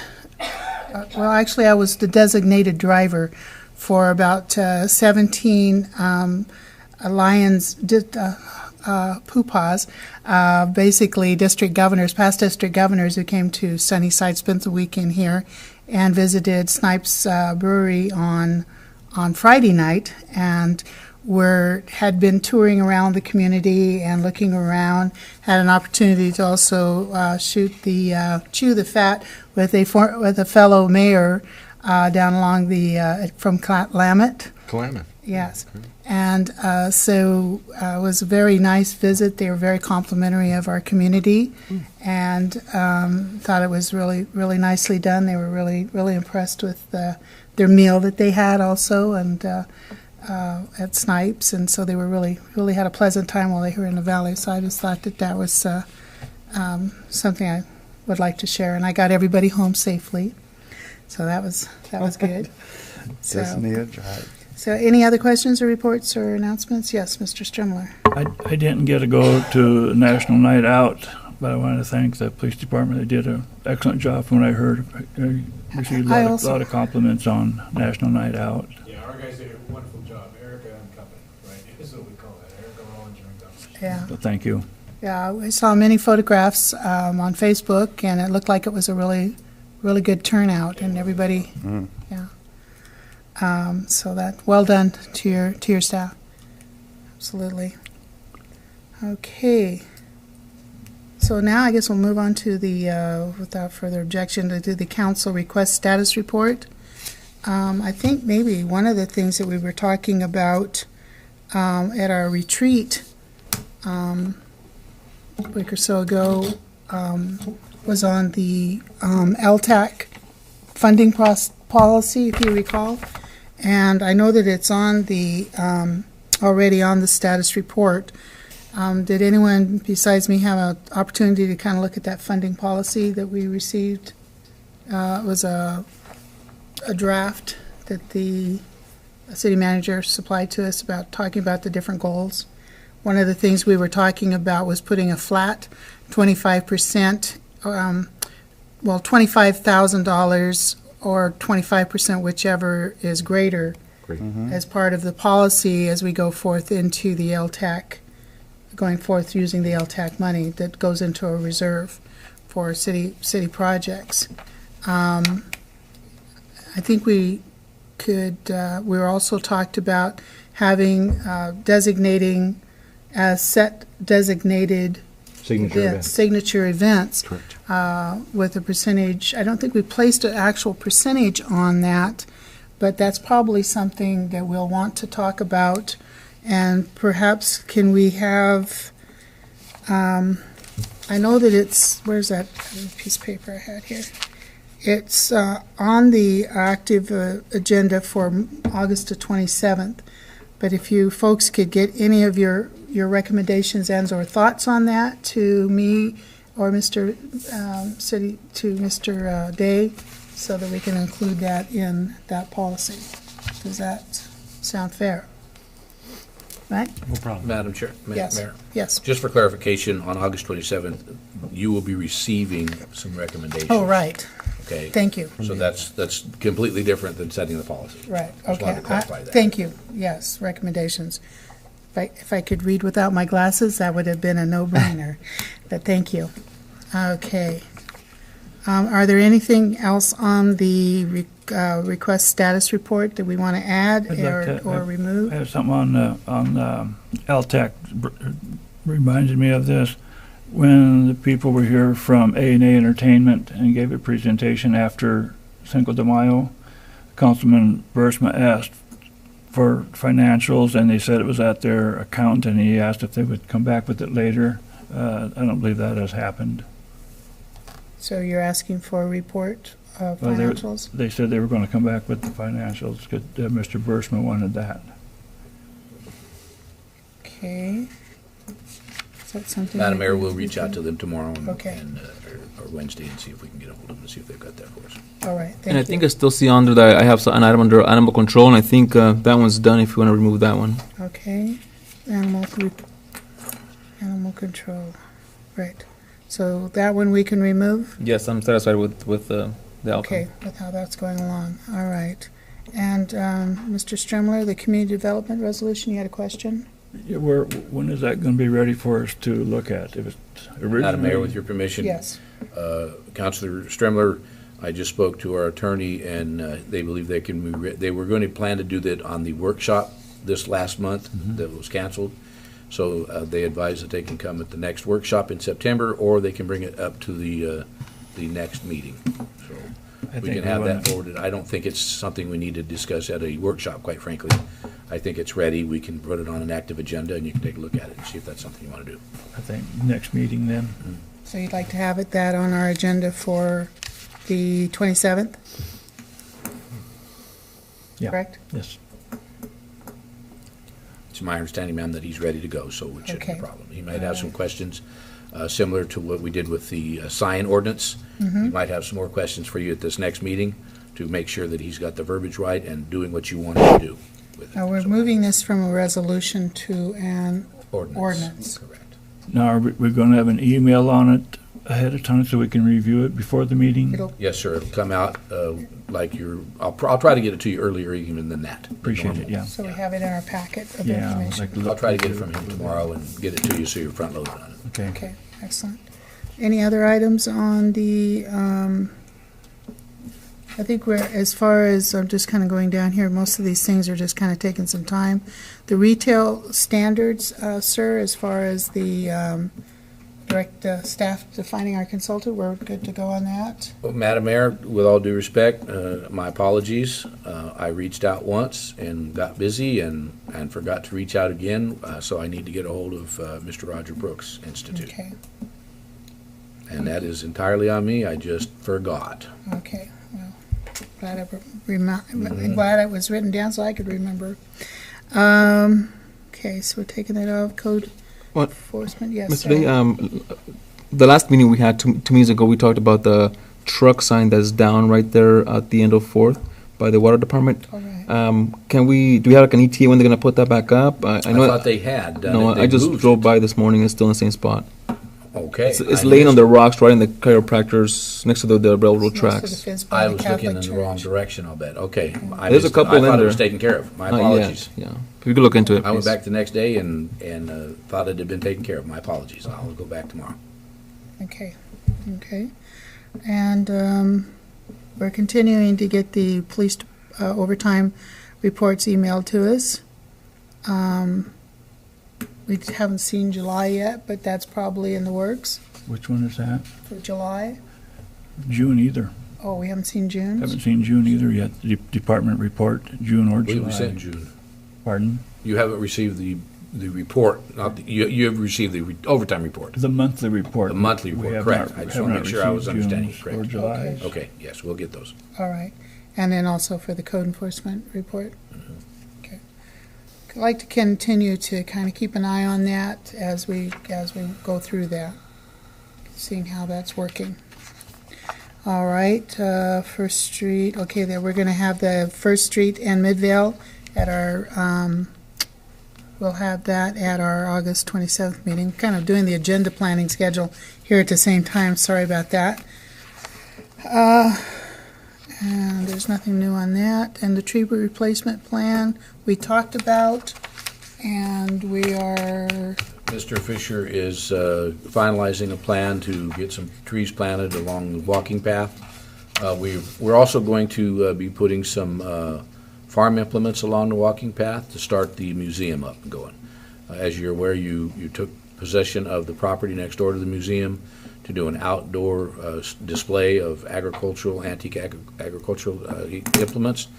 And we've received an offer to put 3 tractors out, but we're not ready to put those at the museum yet. And so we're going to put those along the walking path. They're going to cut down move out some grass, put in some gravel, and then park these tractors and various other equipment along that walking path to kind of show off our agricultural history. fine, maybe we can put some signs on the 30th annual outdoor Christmas, or farm implement parade signs on them when we get a little closer. All right, okay. Is there any other requests from the council members regarding anything that's not on the list here? Okay, moving along to the planning schedule, Mr. City Manager. Madam Mayor, Council, ladies and gentlemen, on August 27th, you have an LTAC recommendations for 2019 funding proposals. Again, as I've stated in the past, this is not going to be complete. This is just your general call. You're going to have your 6-year transportation improvement plan. That's what we just talked about earlier. We're going to put the tipping fees back on there. We may not. I want to do a little bit more research there. Quite frankly, I'm just a little confused now. I don't think we need to. And then end SMC 2.62, and that's your personnel policies. Again, we've been working on this for a while, and we think we're getting pretty close. And then presentation from Gang Intervention and Prevention Program. This is from the folks over at Sunnyside United Unidos. On September 3rd, we have a discussion on tiny houses. And I think we've had one of those, and I think we're going to bring that back up and see what direction you want to go. So I think I've given you some ideas and some policies from other communities, and so I think that's what we're going to be discussing. And I do not have anything on the agenda for September 10th at this time. There's something bound to come down the pike. Oh, yes. September 2, exactly. Oh, yes. Just the clerk is letting us know that that is going to be Tuesday, September 3rd. Day after Labor Day. Oh, that's right. Day after Labor Day. Thank you, The Jackie. holiday. Yep. Madam Mayor, I'm going to need an excused absence for September 10th. I'll be attending the Washington State Transportation Commission meeting in Port Angeles. Okay. Do you promise to put in a good word? I will. All right, then you may be excused.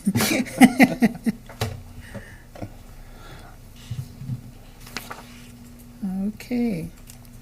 Okay, Mr. The upcoming, when we talked about upcoming city meetings, items from city manager and department heads. Mr. Madam City Mayor, if I Manager. may defer to my department heads, we have battalion chief or deputy chief or whatever it is now. I can't even remember. Bill Harris is, Bill's here. Bill's here. I wanted to pick on unusual. I was out of town all week. I was looking at some reports this afternoon. The series and the ladder company got snapped and for about 8 hours for the Saturday money, as well as the accelerants on the day before. Other than that, things we put them on. Our call line is up about 20% from where we were last year. I don't know, it's an unusual spike exactly what's going on, so it's too soon to tell. But things are going good. Excuse me. Any word when the smoke's gonna go away? Oh, is it? Oh, it's gonna be for a while then.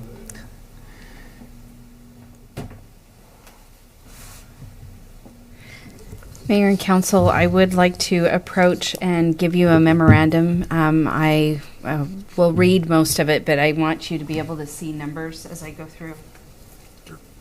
Thank you, ma'am. Thank you.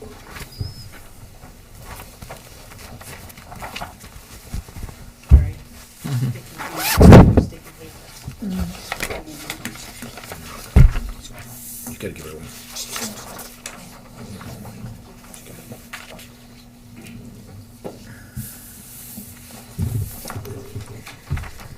So many of you know that I'm temporarily filling in the HR department. And as part of my review, I've really been looking at a lot of vendor payments, and I want you to be aware of 3 really big things that I've looked at in the last few weeks. Department of Retirement, we have a past due notice that was issued on August 5th, and we have accounts that need to be reconciled or corrected from 2015 up until 12/31/17. And that date is significant because when I took over payroll in January, we switched how we actually process Department of Retirement from an automatic upload to a manual data entry. And year to date, it is all spot on to the penny. So any errors that we would have had in the past will not be in our current system. It's not a part of what we're doing. So Department of Retirement is assessing a monthly interest charge based on a 12% annual rate on each debit balance. And currently our debit balance is $43,973.54. Now that's not the late charge, that's our debit balance. There is also a credit offsetting that of $32,718.90, a difference of $11,254.64.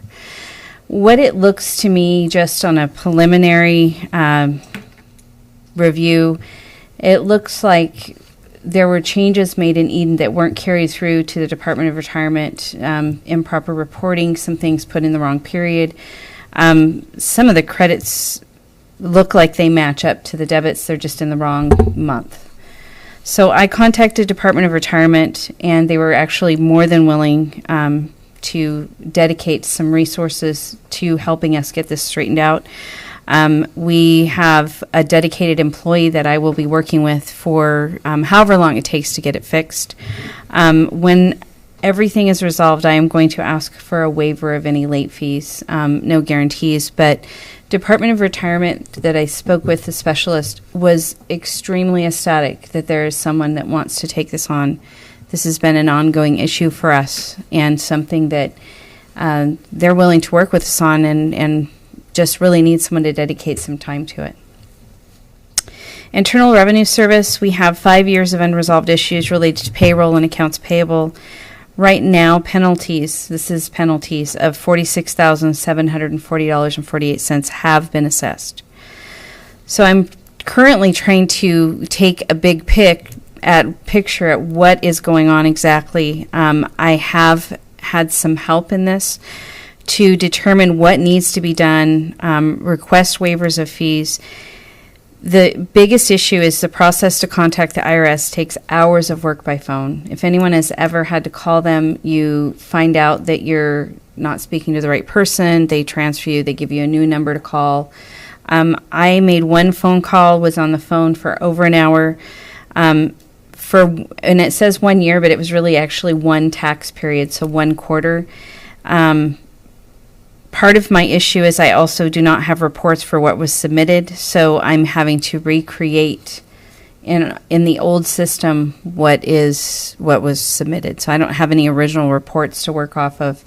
I'm getting transcripts from the IRS, but it is a humongous job. This one, I plan on just taking it a year at a time and seeing what I can do to alleviate the issues. And they're all over the place, so it's not like I could come to you and say it's this one issue. I have a summary document of what everything is that I need to do and make the phone calls, get the transcripts, and then piece together what happened. The last issue is we currently have 4 vacancies to fill immediately. I have started the process for job descriptions, advertising, and getting those vacancies filled. The HR position is critical for us. We talk about having vacancies. 4 in 2 weeks is a lot. It's a lot to put out. It's a lot of just tedious little making sure that there's no mistakes, making sure that pay rates are as published in our documents, and so on. So this has really taken up a lot of my time. I am dedicated, though, to get us right. So I want you to know that there will be overtime in my department. It is unusual for me to actually be the person saying, I really need some more overtime for my staff.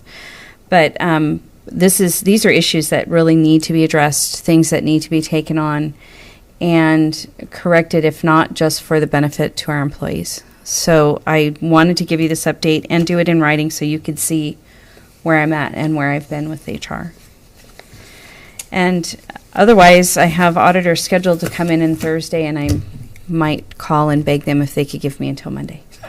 We'll see what they say. So about a couple of questions. What are the other positions that we have open? Obviously, HR is one of them. What are the other 3? So currently, and I'm not putting anything that has been opened and is in the process of being filled before I started doing this. So we have a street maintenance position that just opened up. We have a finance technician that is open, a data entry clerk, receptionist 1, and then the human resource assistant is open. The other question I have is, in the past, we've contracted with CPAs to do some of this kind of work, forensic work. In this case, it'd be forensic work because they're looking at previous years' quarters to find out where the money is at. I mean, instead of worrying about overtime and stressing you out and your department out, would we consider, Mr. Day, hiring a CPA office and just having them go at it for a while and at least not create more work for our staff already? I mean, it's not how expensive that would be, but might be worth pursuing it or at least considering. If I may, Mr. Day, address that. And I'll tell you my experience, and not to discount CPAs, but if they don't have governmental experience work, they cause more trouble for us than they're worth to bring in. CPA experience is not the same as governmental experience. They have a whole separate, they work on an accrual basis, we're on a cash basis. A lot of times they don't reconcile things the same way we do. So in my experience working in city government, sometimes to sit and explain something to somebody is harder than to just get in there and do the work yourself. Okay. And I appreciate that. And I'm not having the finance staff do a lot of really high level. I'm basically saying, I have all these applications. I need you to sort, stack. I need you to do this file. I need you to type this list for me. So we're talking a couple hours a day. And I'm spreading it so that it's not one person.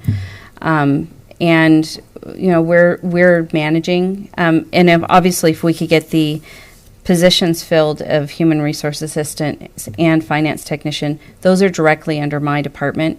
That would be a big benefit to get those positions hired. Okay. Thank you.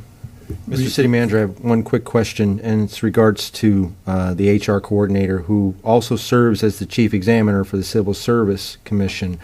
I'm wondering, have you appointed someone new? Do you have someone in mind? Madam Mayor? Yes. Mr. Restucci, I have not appointed anybody as of yet. I spoke to the chair briefly. It's been now almost 2 weeks ago. And I wanted to, again, give him a little bit of time. We don't have an immediate need until now with the sergeant's position. So we're having a little bit of difficulty. Again, there was a scheduled meeting for the 8th, I believe. So we didn't have that meeting. So I thought about appointing somebody on an interim basis And I'm just trying to figure that one out. At that point, we discussed it with Mr. Holhalter, and he felt it would be okay to wait until he got back. And so now I'm going to have to visit with him again when he's up around and then make a decision on that. So, but we have thought about it. We're trying to decide what we want to do about it. And we're ready to appoint somebody is when they're ready to come together. So, Thank you, sir. Thank you. And as far as any other business, in the finance department, we're cooking along just fine, and we will get us there. Also, we have had the new court administrator come on board, and I didn't want to steal the current court administrator's thunder by having her introduced tonight. I thought that it was more important that she come in another meeting. So I will be bringing her in and letting her make the introductions. She comes with a good knowledge and has really already kind of picked up and has some good ideas. And then you'll also note that today I did authorize the closure of the pool due to the smoke.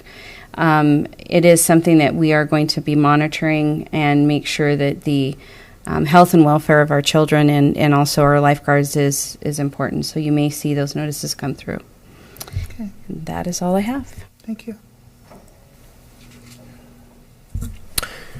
I just want to say thank you to all that helped out in the National Night Out. Officer Rollinger was the one who spearheaded that. And she did an amazing job. And our department did an amazing job. Our explorers got out there, and they worked all day, all night. Our fire department was out there, and they did all the cooking behind that, in that heat and behind the heat. And I don't know how many hot dogs you guys did. It's thousands of hot dogs that they put out. But they did a super job, and everybody there was very upbeat, and the event went extremely well. So I just want to thank the city council members, those that did arrive, that did show, and thank you for being a presence there. So it was a great event. I sort of monitored it on Facebook. So yeah, because I was at the beach. So vacation. But I it saw was the pictures, but it was really interesting to me while I was in Rockaway. I talked to some of their volunteers, and they were getting ready for their National Night Out program too. So I congratulated them on that and said, yeah, back home they're doing it too. I'm going to miss it. But yeah, so I understood it was very well handled. So there you go. Thank you. Madam Mayor, just one final thing. We are getting ready to do a video marketing program. I sent out an email last week to all of you. Please take a look at that. If you have any ideas or suggestions, please let me know. And then they're going to want to be here. We've got a tentative date scheduled for October 9th and 10th. So they're looking for some faces of Sunnyside, places to video. So if you have any ideas, please let me know, again, as quickly as possible so we can get that on the agenda. And then they'll be producing this video here, and then we'll put it on our website for us, and hopefully it'll be up by probably November. So Sweet. The Lighted Farm Implement Parade, don't forget that. It's coming up quicker than you think. Yep. So I'd like to get everybody excited about that. So.